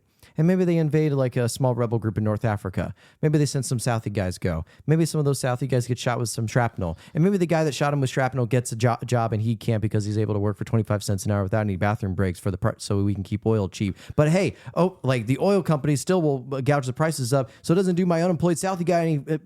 Yeah. It's good. I love it. That was great. It's a great Yeah, scene. That's Yeah. a great scene. like most of the scenes in the movie. That should be a scene that you put on YouTube and you put it like young whippersnapper Rex government government losers. The title of this movie could just be like Will Hunting destroys ex-professor. Yeah, Will Hunting. Yeah, literally. Watch Will Hunting destroy. In all caps. Chuds. I have to say, I also really appreciate that this movie does not have a scene where he like overly explains a math problem. Yeah. You know what I Yeah. mean? Like a chalkboard scene where he's like, "Oh, then you do this, and you do this, and you do this." He's always just like, "Here you go." Yeah. Hands it to him. He's like, "There you go." This no, movie? it's like, Like, this. it's right. It's right. this And I'm movie? like, "Thank you so much," because I don't care. I don't Yeah, want to hear it's you like- explain math to me. Yeah. This Doesn't movie matter. knows that the audience does not give a shit about Yes. the math. Yes. Yeah. It knows that if you tell someone this guy's a smart math person, everybody understands the basics of math. They know what math is. Yeah, It's not you like don't- physics where like if he's a physics genius and he says like the theory of gravity or something, and now you have to think about that. Yeah. All the movie does is say he's really fucking good at math, and you as an audience member are able to be, I fundamentally understand what that means. Yeah. And I don't have to like get into the weeds with it. No. Yeah. I understand that he's very good at math and that it has a valuable like skill set to have in the professional world. And And now I don't have to think about it anymore. it also helps the story because, you know, when Skarsgård's like, well, what if you did? It's like, no. It's right. I know. And if I try to take the time to like explain it to you, it's like a grown person trying to explain a baby how to walk. It's like to you, it's like this might seem like a complicated problem, but to me, I look at it and I know the answer. Yeah. Like, so we can't even get into the weeds of me trying to explain this to you. That's how smart He's I am. he's Yeah. like book Forrest Gump. Yeah. Wait. Forrest Gump's like no. I agree with that right yeah, and then away. you And go, I'm like, You went wait. yes. wait. No, in the book, Forrest Gump is like a math savant. Oh, in the book. In the okay. book. I didn't okay. even The book know that. Forrest Gump. Wait, who wrote the book?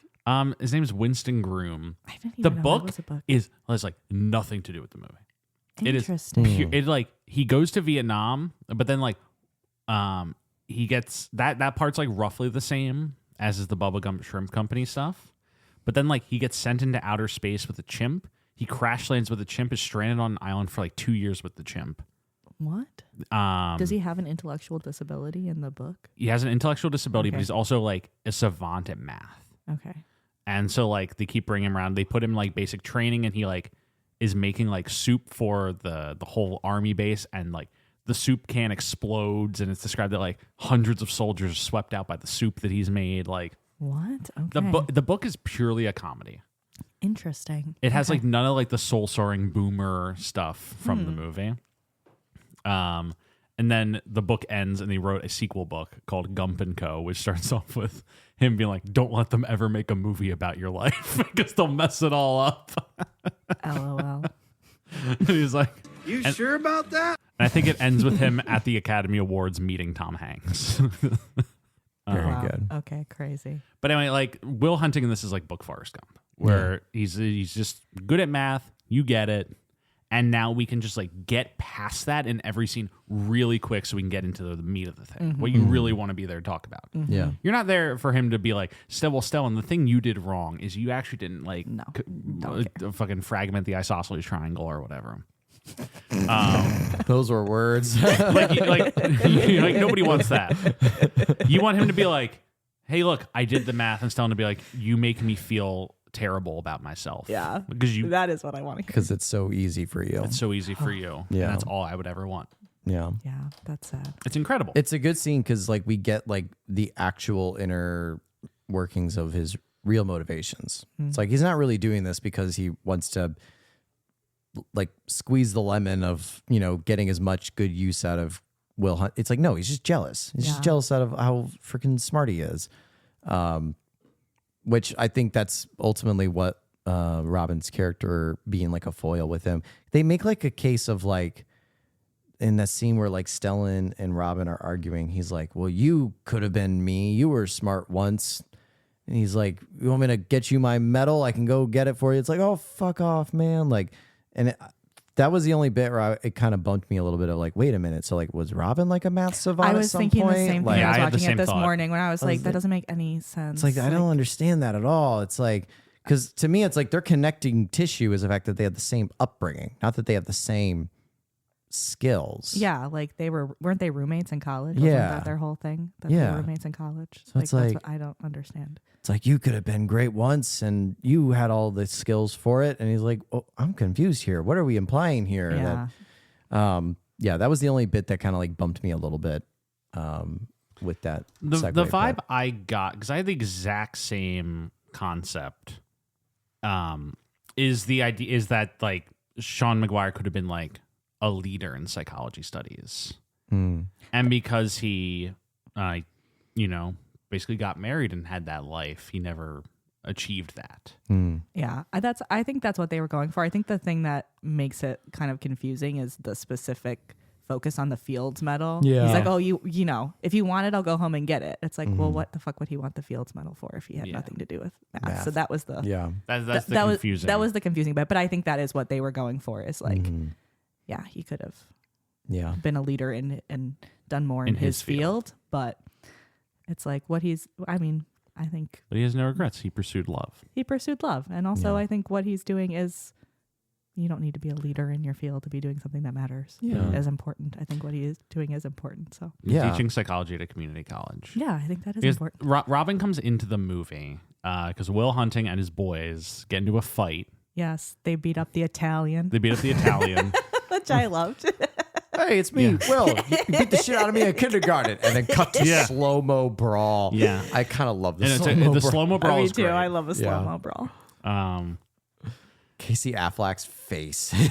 And Stellan like figures out he's the one who solved the equation during his night shift as the janitor, and bails him out under the condition with the judge that he help Stellan out with his problems and also attend a therapy session twice a week, I think.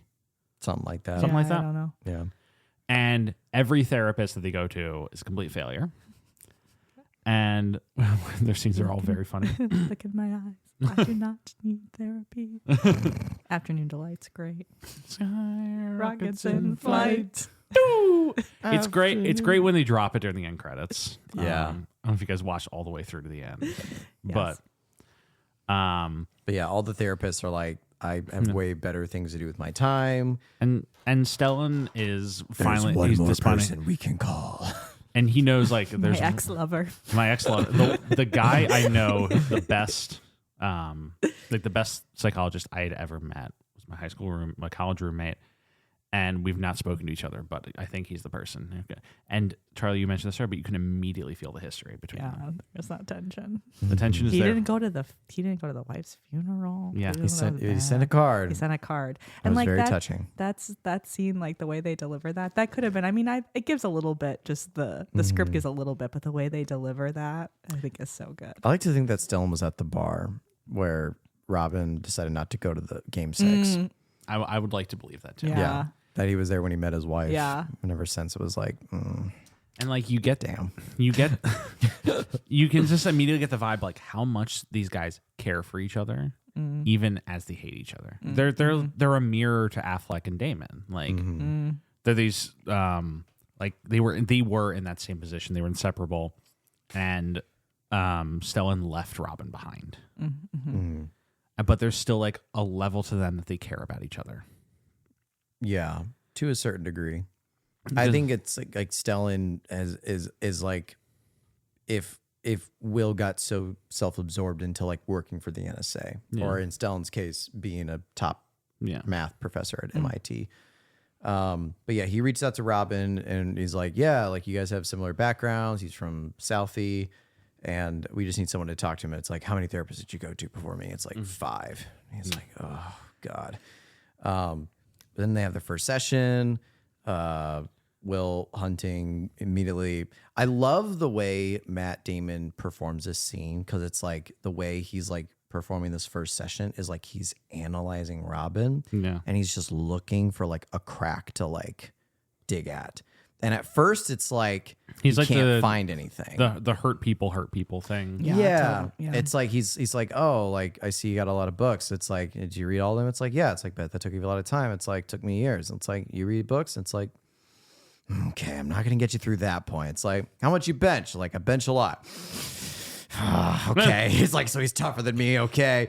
What about that fucking painting? And he's like, no, just painted a painting. And he's like, Amateur. is your wife dead? He's like, and he's like, crazy. okay, man.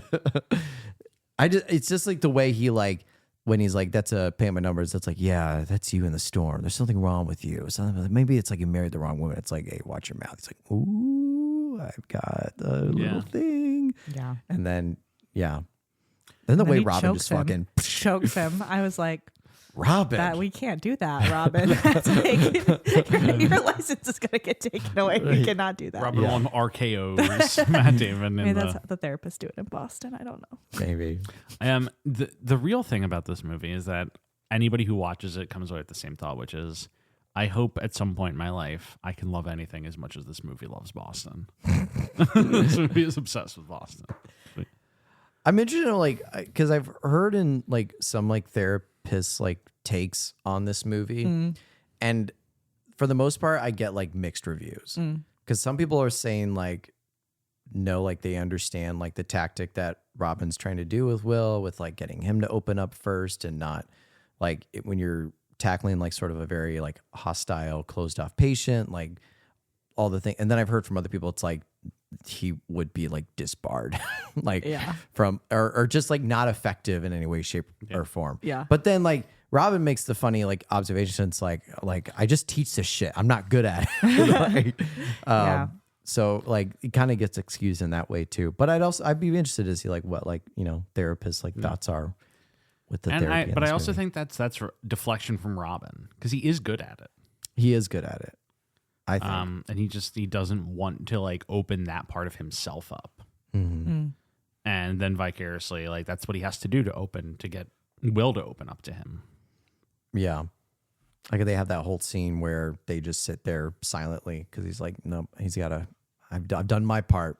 I've opened up my shit. Now he's got to open up his shit. Yeah. And he's got to take the first step. Yeah, it's just a staring contest. Yeah. Two kids from Southie or something. That's what Laszlo says. Because what Will respects out of Sean is that he like challenges him. He pushes back. Yeah. And so as a result, like they keep meeting. Yeah. They because what's their first park bench scene? Their only park bench scene, really. Oh yeah, I always think that it's not your fault happens on the park bench, No. and it doesn't happens in the room. Right. Yeah. That's like, because that is their second meeting when he shows up and he's like, we're going to go on a walk, and they sit down in a park and they have the whole like, you could, if I ask you about love, you could quote me Shakespeare or maybe a sonnet, but I bet you've never been so vulnerable. Like basically just like real life experience. Like what you said, Charlie, it's like Will pushing his own faults onto somebody else, being like, oh, you just read this shit and requote it. It's like, this is what, Robin's exposing and opening up that wound to him. It's like, you know a lot of stuff, but you don't know anything really. Yes. And yeah, I think it's like very clearly Robin's Oscar winning scene. I'd say it's this, and it's the, you're not like, it's not whether you, when he gives like the soulmate speech about like, it's not about being perfect for each other or perfect. It's about being perfect for each other. Like those two scenes, I think that's what wins Robin his Oscar. The park bench scene thing is the best scene in the movie. Yeah. I love the park bench scene. It's so good. Yeah. When Robin died, I think there was like a proposal to put like a bronze statue on that park bench. It never happened, but it's a nice thought. It's a nice idea. It's a very It's a nice thought. idea. Nice idea. Yeah.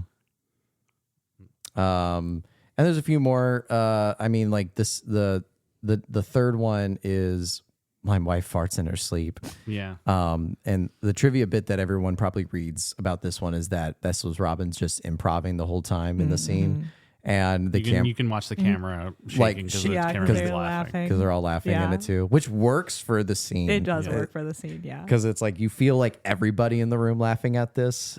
So like we're laughing at it too.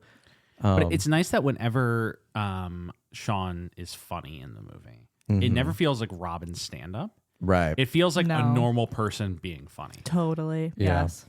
Like it never feels like Robin like shifts a gear and starts doing bits. Yeah. No, If it feels it- very natural. It feels in character, Yeah. natural. Like he's just telling this authentic story from his life that's funny. Yes. Yeah. And I always find it quite fascinating that like this movie comes out in 96 or 97. Yeah. The same year as Saving Private Ryan, or a year before Saving Private Ryan. And Robin improvs that sequence or that scene and that story in this. And then the next year, there's the scene in Saving Private Ryan where Matt Damon improvises The barn scene. the barn story to Tom Yeah. Hanks. And Tom Hanks's laughter in that scene is authentic because he's just telling a funny story. Mm-hmm. And I like, there's part of me that just kind of feels like Matt Damon kind of learned something about like imbuing yourself into the character Right. and being able to just riff naturally in character from Robin, and kind of brings that into his next performance, Yeah. which I think is very sweet. Yeah. Yes. Yeah, it is good. Yes. Can I say something Yeah. about jokes in this movie? This movie is actually like Robin Williams doesn't really tell many jokes. Like you said, he's just kind of being funny, telling stories about his life, like sort of naturally funny. But this movie is kind of like weirdly obsessed with jokes. There's a lot of jokes, like Yeah. long form jokes in this movie. And, like, do people from Boston just really, they're like, we're going to go out, drink a couple beers and tell jokes all night. Do like bits. we're going to do bits all night. Just joking around. It's like, What's that joke that Ben Affleck tells in the bar to Skylar? about his uncle who got pulled over. Oh yeah, and he Yeah, like steals the cop car. Yeah. Oh, yeah. Yeah. And then there's the blowjob joke.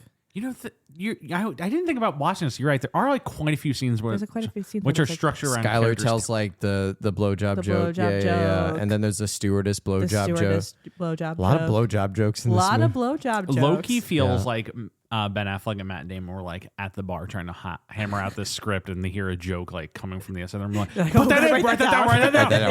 Write that down. Yes. Hey, and don't forget the coffee, hon. And you're like, oh my God, that's perfect. This does feel like you're writing the script in a bar with like two older friends arguing about something.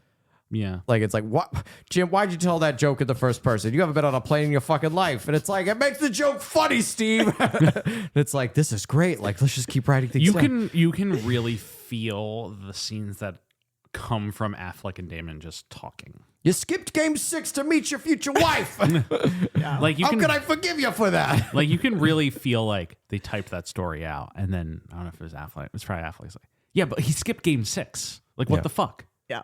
And that just kind of imbuing itself into the characters. Yeah. Yeah. It's like, who are these friends of yours? I'll let you skip game 6. It's like, Stellan Skarsgård, apparently. Yeah. that's Maybe. my theory. Yeah. My theory is Stellan was there. I would agree. I think that makes sense Yeah. based on the timeline, right? Right, exactly. If they met in college. Yeah.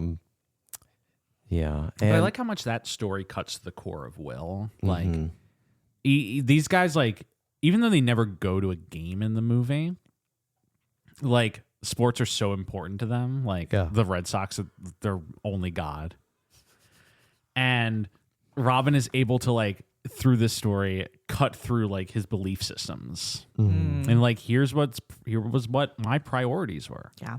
Like, the thing that is the most important to you wasn't even a consideration for me Yeah. when I met the person I loved. yeah, Yeah. that's when you'll know. And I think that's beautiful because Yeah. that's him at the end of the movie. Is like, Will thinks he has it all figured out until the final frame.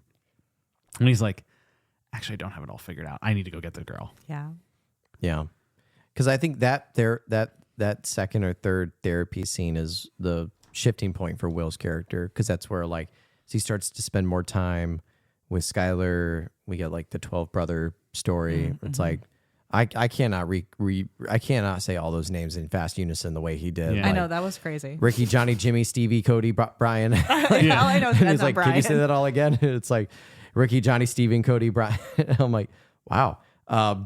And then the scene where she meets his friends, like, it's very clear. It's like they're like, this has gone beyond the point of fling, and Will's running out of time and space to be like casual about this. Like, this is traveling at a lot faster pace than he's probably comfortable with.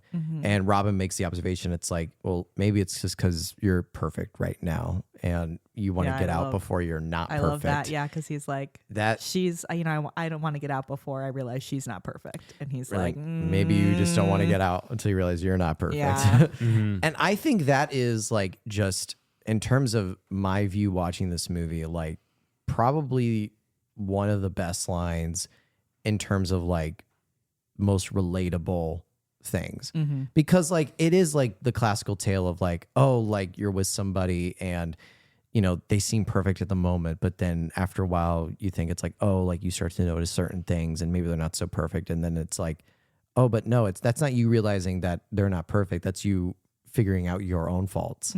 And yeah, like that was a huge moment for me, like watching this in my upbringing, like getting all these, like, this movie taught me a lot about love. I'll just say that. This movie taught me a lot about love. 100%. That's sweet. Yeah.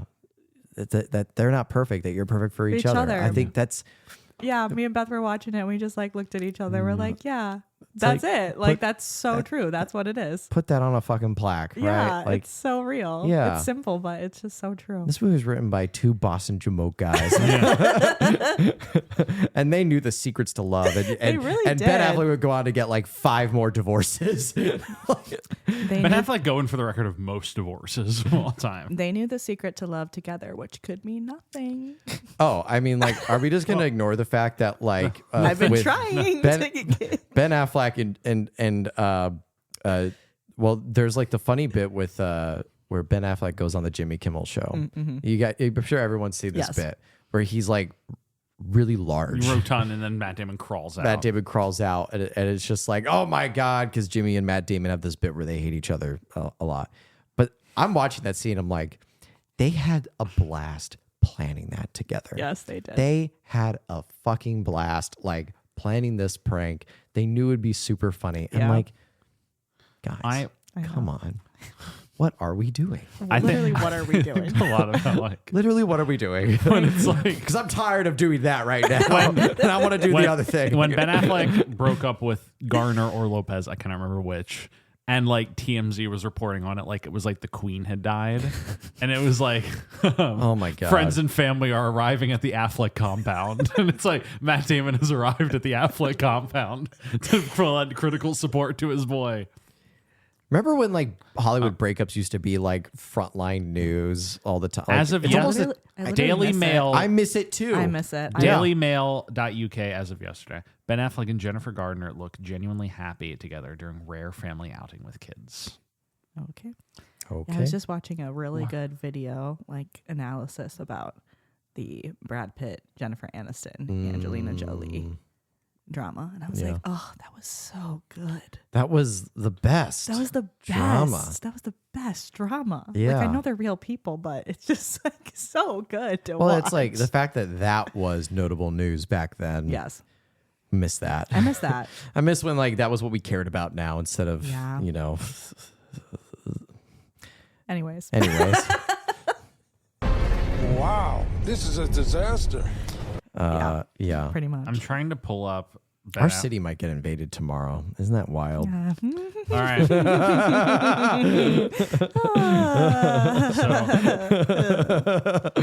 I love life. Oh God. I'm trying to get a like. So Ben Affleck is like had so many back and forth that his personal life section on Wikipedia is longer than his career section. That makes sense Yeah. to me. The first one was relationship with Jennifer Gardner because they were married from 2005 to 2018. Him and J-Lo were together 2001, 2004. And then after Back together. he and Jennifer Gardner break up in 2018, he and Jennifer Lopez get back together in 2021 after the brief Ana de Armas interlude, and then break up in April of 2024, and now he's back with Jennifer Gardner. Isn't Ana de Armas with Tom Cruise right now? Ana de Armas is with Tom Cruise right now because they were doing an underwater movie that got canceled last minute. Cool. Cool. No, which is crazy. I used to have a reoccurring dream that Ben Affleck and Jennifer Gardner were my parents. What do you think that's about? I don't know. And then I would, it was always the same. I would go down to have breakfast in the morning and I would try to ask Ben Affleck about Good Will Hunting. And then he would want to talk about the town. Yeah, that's what I'm talking That's about. right. That's what I'm about. Yeah. That was a good movie, but The Town. I'm like, oh, See what people don't understand about The Town. But yeah, and then Matt Damon and Minnie Driver, they get into a big ultimate fight about, because Minnie says like, yeah, I want to go to I'm going to California. California. Yeah, come with me. And come with me. Come with me. And Matt Damon's just like, no, I can't do it. I have a job here. I have things holding me down here in Boston. She's like, no, you don't. He's like maybe the least held down person. Yeah. of all Yeah. time. There's No. actually nothing holding him Really? back. Well, I mean, he is on probation Legally, yes. Okay, or sure. parole. But So I don't think he's technically allowed to leave the state. Yeah, okay, that's fair. So But that's not why he's actually, saying no. Like, the tough follow up to this movie is that he does get intercepted by state troopers. oh no, that's okay. Back to the long driving Yeah, scene no, of the no, credits. no. He gets pulled over by the cops. He gets his license. Like, are you aware you're under parole for the state of Massachusetts? Are you trying to leave the state? I see a packed bag in your car, Mr. Hunting. All right, can you step out of the vehicle, please? Another cop car pulls up his back up, and he runs away. We're still in the wide shot. They tase him my God. aggressively. And then we have to follow him back in the squad car back to Boston. He gets arraigned again. He tries to quote another 1778 case. It's like, enough of this bullshit. You're going to the slammer. 25 to life. Skylar visits. She gave birth to their son. It's like, this is Jim. Whoa. Where did that go I from? don't know. She's like, so when you get out, are you coming to California? I don't know, maybe. He goes back to his bullshit. But no, even though like he truly loves this woman, he can't like accept leaving Southie. Like he doesn't think he deserves more. Yeah. And he's scared of, he has that line where he's like, you know, what if I come with you and then you realize that like you don't like something about me? He's scared of like to really be seen, to really be known. Yeah. And like if he goes with her, I mean, he has no choice but to do that and to take the risk because he's like, how do you know like that you love me and it'll work out? And she's like, I don't know it'll work out, but like I'm willing to take that risk. Yeah. And he's not willing to take that risk. He's not brave enough. He's Because scared. his fundamental issue is like he doesn't think he's worthy of any of this, No. and so he's afraid of other people figuring that out. Yes. Yeah, because he says the line, it's like, what? Like, you want me to tell you that I actually don't have 12 brothers and that I was actually in foster system and abused and all this ugly stuff. And you're like this is the stuff that like I didn't want to get to with us. Like, I don't want to get to this part because this is where it always gets painful and it ends up like not working out. Yeah. So let's just cut that off like right here so we Yeah. don't ever get to that point. He punches that wall. That shit's good. He does punch that one. That's good. I like the wall punch. It's funny because it's like it works, but like for me watching, I'm like, okay, Kyle. And then that this is where Stellan and Robin have their other like confrontation, and he's saying like, yeah, like you need to convince him to like get his shit together so he can be a genius. I'm like, how about we should convince him to get his shit together so he can be whatever he wants to be. Yeah, so he can be happy. And he's like, oh, well, you're just saying that because you didn't turn out to be anything. And he's like, well, that's something you would say, prick. Yeah. It's like, I turned out to be something in my own way. And then Will walks in, and that's where we have it's not your fault. It's not your fault scene. It's I not your fault. love that scene. That's It makes me cry every time. I It's- don't think I've ever not cried watching that scene. it's such a good scene. Yeah, just the way Robin plays it. I mean, like the way it's shot too, because like Robin is like constantly walking into the frame into Damon's space, but just like with that like soft tone of like, it's not your fault. It's not your fault. This is like this the movie is building up to this sequence where Robin fundamentally understands Will finally. And any other movie, this scene builds up, Robin gives a long speech. Yes. And it ends with him saying, and it's not your fault. And that's the line that like breaks Will. And the movie is so smart to cut everything out. Yeah, Yeah. None of that. we It is just just Will needs to hear one thing. one thing. That's all. Yeah. he That needs to fixes hear. everything. And And he it's- really it's needs to not your hear fault. it. He really needs to hear it. Yeah. He's gonna say it until he really hears it. Yeah.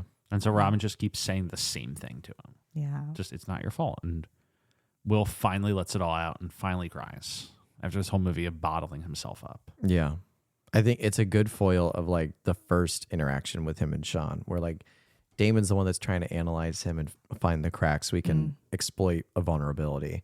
And this is the scene where like Damon's been a pro at putting up the wall for so long, and all it takes is one word said repeatedly for that wall just to start to crack. Yeah.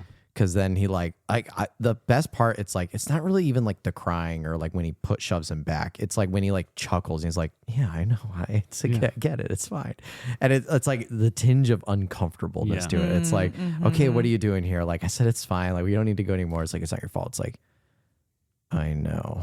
And that's where it like really shatters, and we just see it happening in real time. Yeah. It's such a good scene. It's so good. It's so well played. I love too when he goes like, "Don't bullshit me," Yeah. because that's like, I think he's come to respect Sean so much because Sean is honest with him, Yeah. and he's like, "Don't lie to me about Yeah. this," And when he's like, "Okay, you're not," It's like, then the floodgates open. yeah, this Yeah. is real. Yeah.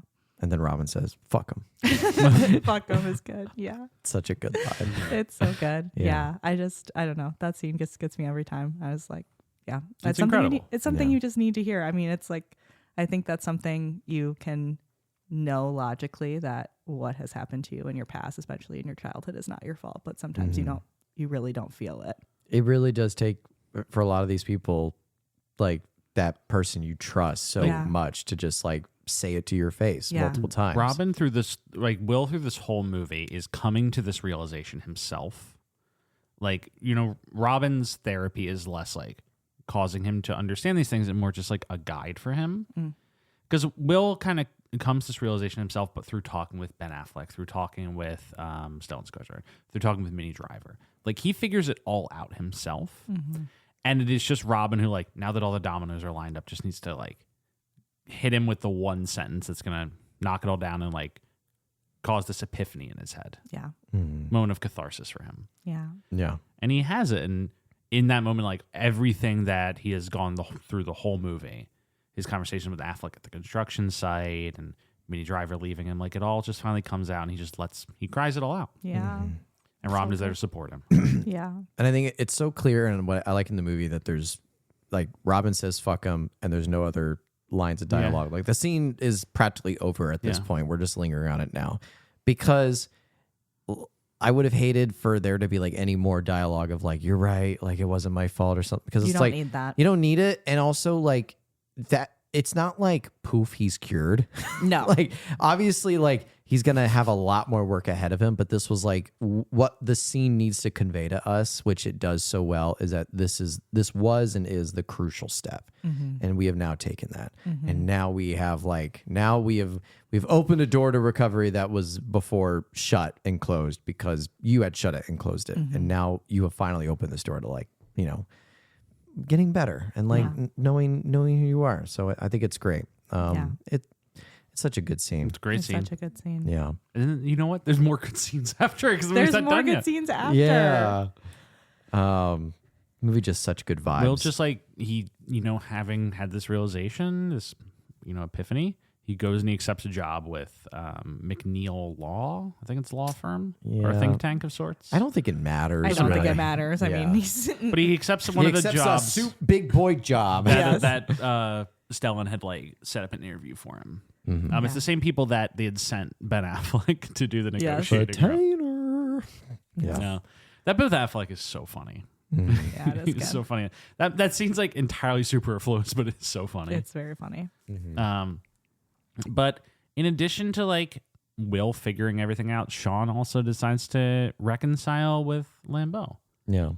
So Robin and Stellan, like they talk it out finally for the first time in seemingly 20 years, and just really have a like, I'm sorry for what I did to you. And then what's his name? And then they Laszlo? kiss. I was Yeah. gonna say he rips off Robin Williams' cardigan. Yeah. He just Those sexy little he glasses. He just like strokes his beard and The the scarf glasses comes come off. And the scarf. Now you haven't been talking to the cops, have you, man?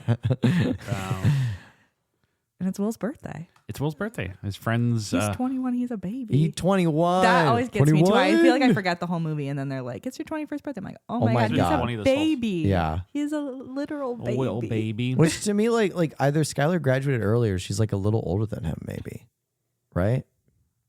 I roughly. think this guy's like maybe a little older. than Maybe Like a a little older. Little older. Not like a lot older. Yeah, But it was not just like that she like had already graduated and was moving on to med school.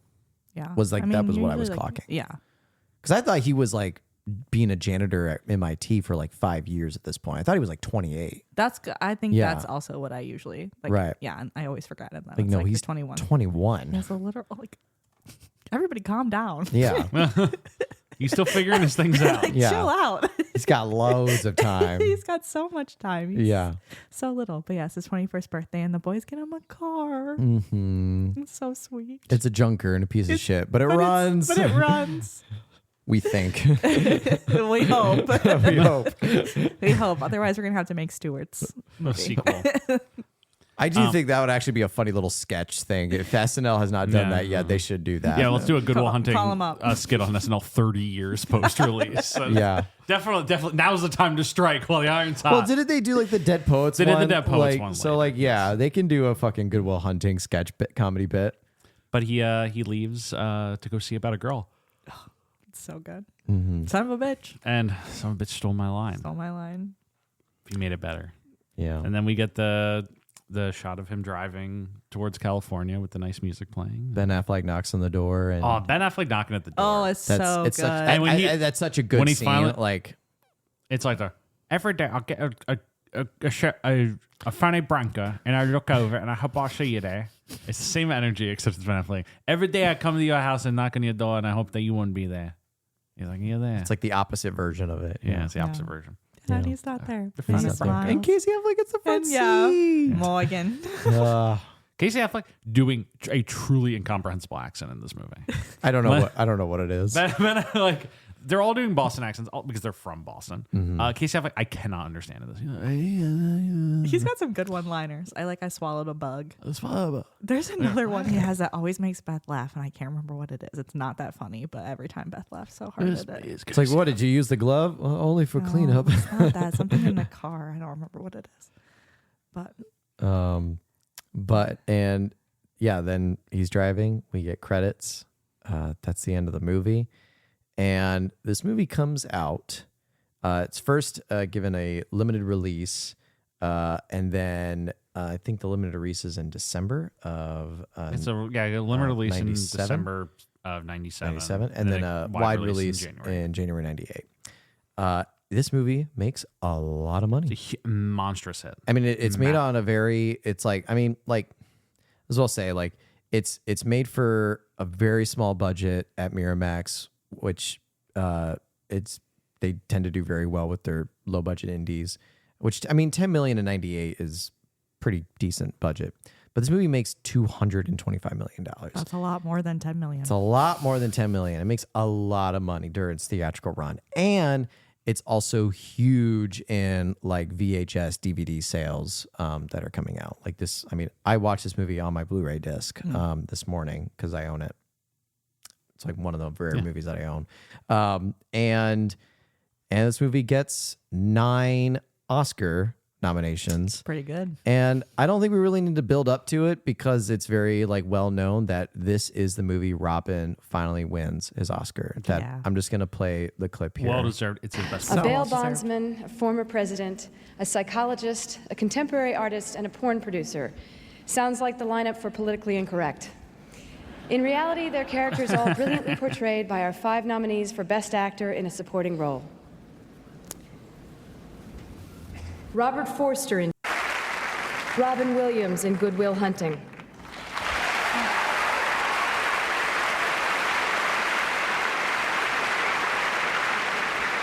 And the Oscar goes to Robin Williams in Good Will Hunting. Yeah, I'll move the screen in case people want to watch it. Robin Williams has previously been nominated 3 times. This is his first Academy Award. This is Yay. like 4th Yeah. nomination. Fourth What nomination. else did he get nominated for? Dead Poet Society, Fisher King, Good Morning Vietnam. Good Morning Vietnam. Yeah, Billy Crystal up the stage clapping. Billy 'Cause Crystal he being had- there is so nice. It is very nice. Thank you. Oh, man. This might be the one time I'm speechless. Thank you so much for this incredible honor. Thank you for putting me in a category with these 4 extraordinary men. Thank you, Ben and Matt. I still want to see some ID. Thank you, Gus Van Sant, for being so subtle you're almost subliminal. I want to thank the cast and crew, especially the people of South Boston. You're a can of corn. You're the best. I want to thank the Mashbuka Weinstein. Mazel tov. And I want to thank Marcia for being the woman who lights my soul on fire every morning. God bless you. And most of all, I want to thank my father up there, the man who, when I said I wanted to be an actor, he said, wonderful, just have a backup profession like welding. Thank you. God bless you. So good. Yeah. It is such a nice acceptance speech. Billy Crystal comes up, gives him a big hug too at the very end.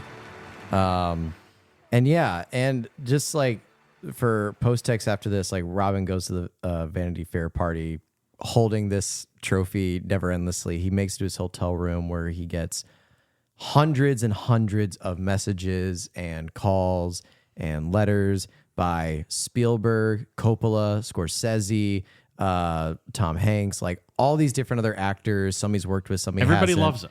Everybody loves him. Like he gets so much like praise. I mean, it's very well known at this point that this is Robin's time to win the Oscar. Like, guys, come on. Yeah. It's his fourth nomination. Like, he's got to win this one. And it is like probably the one because like I may have said this before on like other seasons of the show where it's like sometimes I'll feel like actors will win the Oscar less so that it's like a deserving performance and more like so it's that at it's their like it's time. their turn. Yeah. I think that one of the classic examples of that is Leonardo Leo. DiCaprio in The Revenant. Yes. It's like is that a better performance than what he did in like Wolf of Wall Street or any other movies he got nominated for? No, Probably but not. But it's like his sixth or whatever nomination. You It's just like gotta give it to him. it's his turn. Yeah. Whereas I feel like Good Will Hunting, I mean, like he could have won in Good Morning Vietnam, could have won in Dead Poets, could have won in Fisher King. I think Fisher King was probably one that he was really, really deserving of that. But I think the person who beat him, it was understandable why he lost. But Good Will Hunting being the one he won for, like very, very well deserved Oscar. I told Jeff like before we started that there was a really funny like congratulations card he got from Jeff Bridges, his co-star from Fisher King. Okay. And is like, "Dear Rob, man. Yeah, he's doing the voice. You won. How fucking great. I haven't seen it yet." In parentheses, lost the video. But the clips look great. I just love. I haven't seen it yet. Lost the video. But the clips on. look great. Going back to the grid. Your old buddy Jeff. Sorry, I couldn't watch it. I've been trapped in the grid. I just wanted to read that because I thought that was such like a good, Yeah, man. good little thank you. That is great. Card. But yeah, our boy wins his Oscar. Yes. And as he'll say it, that first week after he wins the Oscar, like he's on cloud nine. He's finally done the thing that he's been wanting to do for so long. Everyone's congratulating him, like, "Hey, like, Good Will Hunting, great job. Hey, Good Will Hunting, great job." And then like the week later, it's like, "Aren't you the guy from Mork and Mindy? Hey, Mork." Like how quickly it kind of like fades away and goes right back to like, you know, the classic Robin Williams. Because, and I'm not going to jump ahead too far, but like there's a reason why it's this movie, What Dreams May Come, and then we're going to end the retrospective, the thespian there.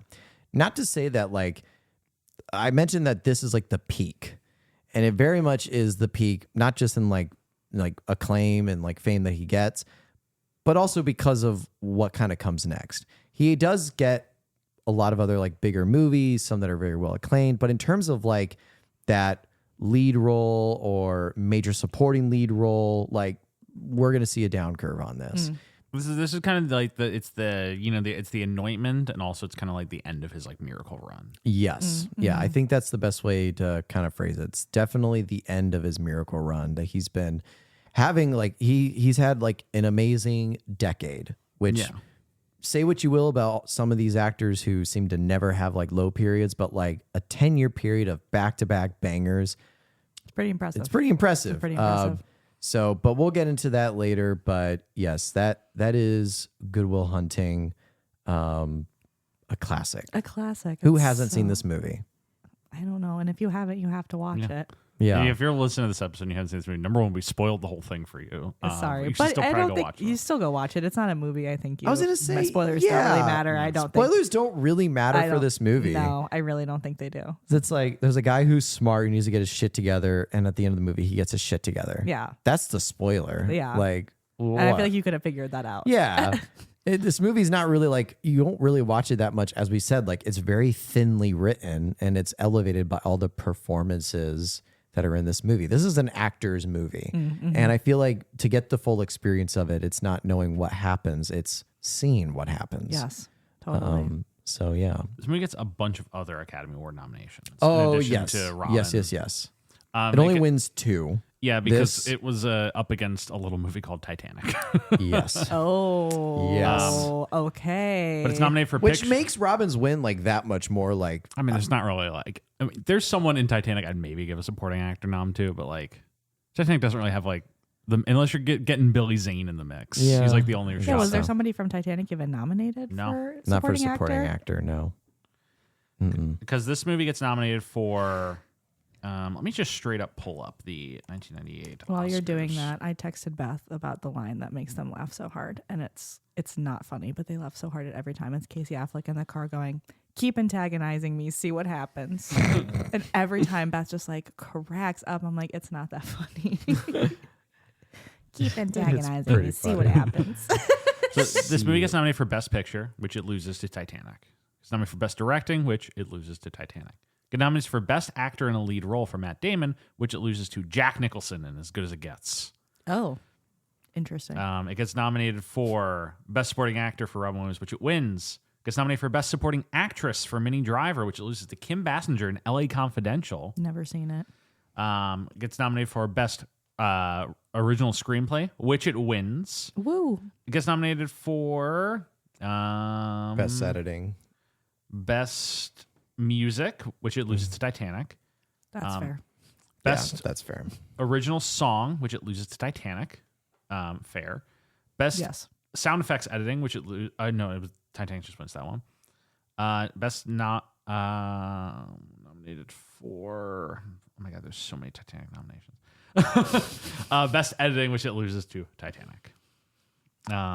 But it's still like an impressive amount of nominations, and 2 wins is pretty huge. Yeah, for sure. And I just find it really nice. Like, even though Titanic obviously swept this year with 11 wins, like, it's nice that there's a little diversity in the mix. Like, it's like Titanic won Best Picture, but they get to win Best Screenplay, and Jack Nicholson gets to be in there for Best Actor, and Helen Hunt gets to win Best Actress. It's nice to like. There's more than one movie just dominating the whole thing. A lot of the old dogs got their trophies. Yes. Yeah. Yes. Yeah. What are your feelings on Titanic? I haven't seen it in a hot minute. Me neither. It's okay. So good. I like Titanic, but it's been a long time since It's I been watched it. a long time, but like people like still really like the movie. People love it. It's great. It's a perfect movie. People love it. What is it about like the events of the Titanic which make it so like cinematic and filmable? You know, it's like it's a boat crashing and a lot of people died. Well, and- it's a impressive disaster movie, but it also like the Titanic is a perfect representation of class struggle, and the whole movie is ostensibly about class struggle, and it's the people on the bottom of the boat and the people on the top of the boat, and how those classes intermingle when they're in a disaster. Is it better or worse than Avatar in your professional opinion? It is better than Avatar. Okay, It is good. It is so much better than Avatar. Well, Okay, Avatar good. I adore, but Titanic is a perfect movie. Okay, good. It was perfect. Yes, exactly. Perfect. Everything, down to the last minute details. yeah. But are you guys aware that this movie has a sequel? What movie? What? What? No. What movie? In 2001, I didn't know that. I just you're telling me now for the first time. Wait, what movie? Titanic? So Good Will Hunting. In 2001, Kevin Smith does his movie Jay and Silent Bob Strike Back. Oh, okay. Which at the end of the movie, Jay and Silent Bob are cast as extras in Good Will Hunting 2 Hunting Season. Well, so it's a fake sequel in a movie. Oh, okay. Yeah, I do remember the class. But frankly, I found it rather elementary. I remember that class. My God, they have the same actor. All the same guys. In lunch. Are we going to have a problem? Again? I was still just hoping you might be able to give me a little insight into the southern colonies. See, Wood says... What'd I say? What did I tell you? You'd be back in here regurgitating Gordon Wood. Wait, that means he went back to Boston now. I just read Vickers, so I'm up on inherited wealth hunting. But you're no longer the angry, brilliant young mind you once were, just itching to vent your frustrations. No. The idiot pushing them back in the frame. And now I've read shit you haven't even heard about yet. Face facts, my friend. You're just no longer that good. Will Hunting? Because it's the name of the movie. How do you like them apples? I don't like the sound of them apples, Will. What are we gonna do? Jackie, Yeah? it's hunting season.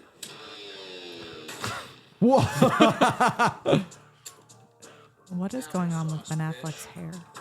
This is like the early 2000s Ben Affleck hair. Yeah, That was crazy. It's a Jason The Bourne hair is the hair. craziest thing about that. I have to agree. I think I like Stuart's sequel better. Yeah, I think him just on the road in the car break. But look, Good Will Hunting road trip sequel. It would go good.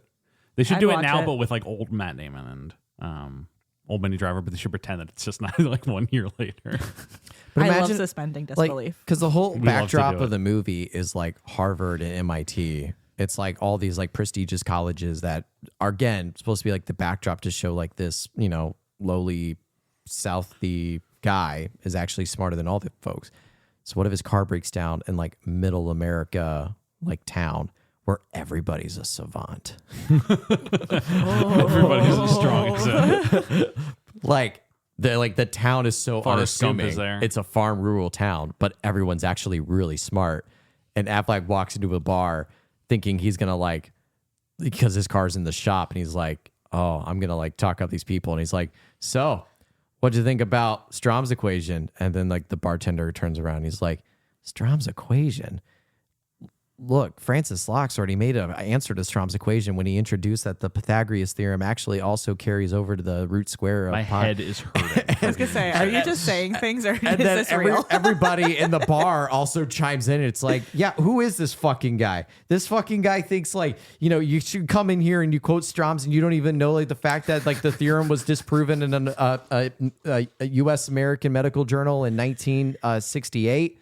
What, you just come in here and you look at the first book you see in the library and you don't look at any other corresponding sources, you cheap lowlife, and they kick him out of the bar. They're like, go find some other fucking town. He just realizes everybody else is as smart as him. This is a very sweaty pitch. What I liked about the It's other one working. is that in 2001, the culture is at such a different place that your parody movie could feature a parody of Good Will Hunting 2. And go out into mass theaters. Everyone's like, great joke. True. I don't have any more final thoughts. The final thing we need to say is the movie costs $10 million. It makes $225. I said that. Yeah, Did you say that? Stuart already said Oh, that. I didn't hear that. He doesn't even listen. I didn't know that. I just, you're telling me now for the first time. Charlie, do you have any final thoughts on this movie? This is a great movie. It's a good movie. It's such a great movie. It's like a nice warm hug. Mhm. It's so lovely. I think, if you're having a bad day, it's a great movie to watch. Yeah. Even if you're having a good day, but I think on a bad day, it really Yeah, hits. it's good for any kind of day, but yeah. I think it's a simple movie, but it says a lot of things that we need to hear. Mm-hmm. Yeah. Yeah. So. Well, I like that we spent 2 hours talking mostly about just how good this movie is, how much we love it. So good. Really is all yeah. It's a great movie. Yeah. Good to watch at any point. Robin Williams best. He's so good. Jeff, do you have any final thoughts? No, it's a perfect movie. It's the best. Robin Williams deserved his Academy Award. I think it's my favorite performance of his that we'll cover on the show. Unless something I haven't seen, like The Rudels 2 Can't Buy Me Lunch, really blows my mind. I don't know. I think you're going to love him in AI. Have you seen AI? You know, Long time ago. Okay. Do you know who he is in AI? I don't remember. I don't know. Or Insomnia. Anyway, thank you all for listening to this week's episode on Good Will Hunting. Join us next week for What Dreams May Come. We'll be joined by Mark Tilley on that episode. If you like this episode, please remember to rate, review, comment, like, subscribe, whatever platform you're listening on, of which we're on many, Spotify, Apple, Amazon, so many platforms. Just Google us. You'll find us. Too many platforms. Too many platforms. And as always, special thanks to Michael Van Bogen for the theme music and Rebecca for the graphic design.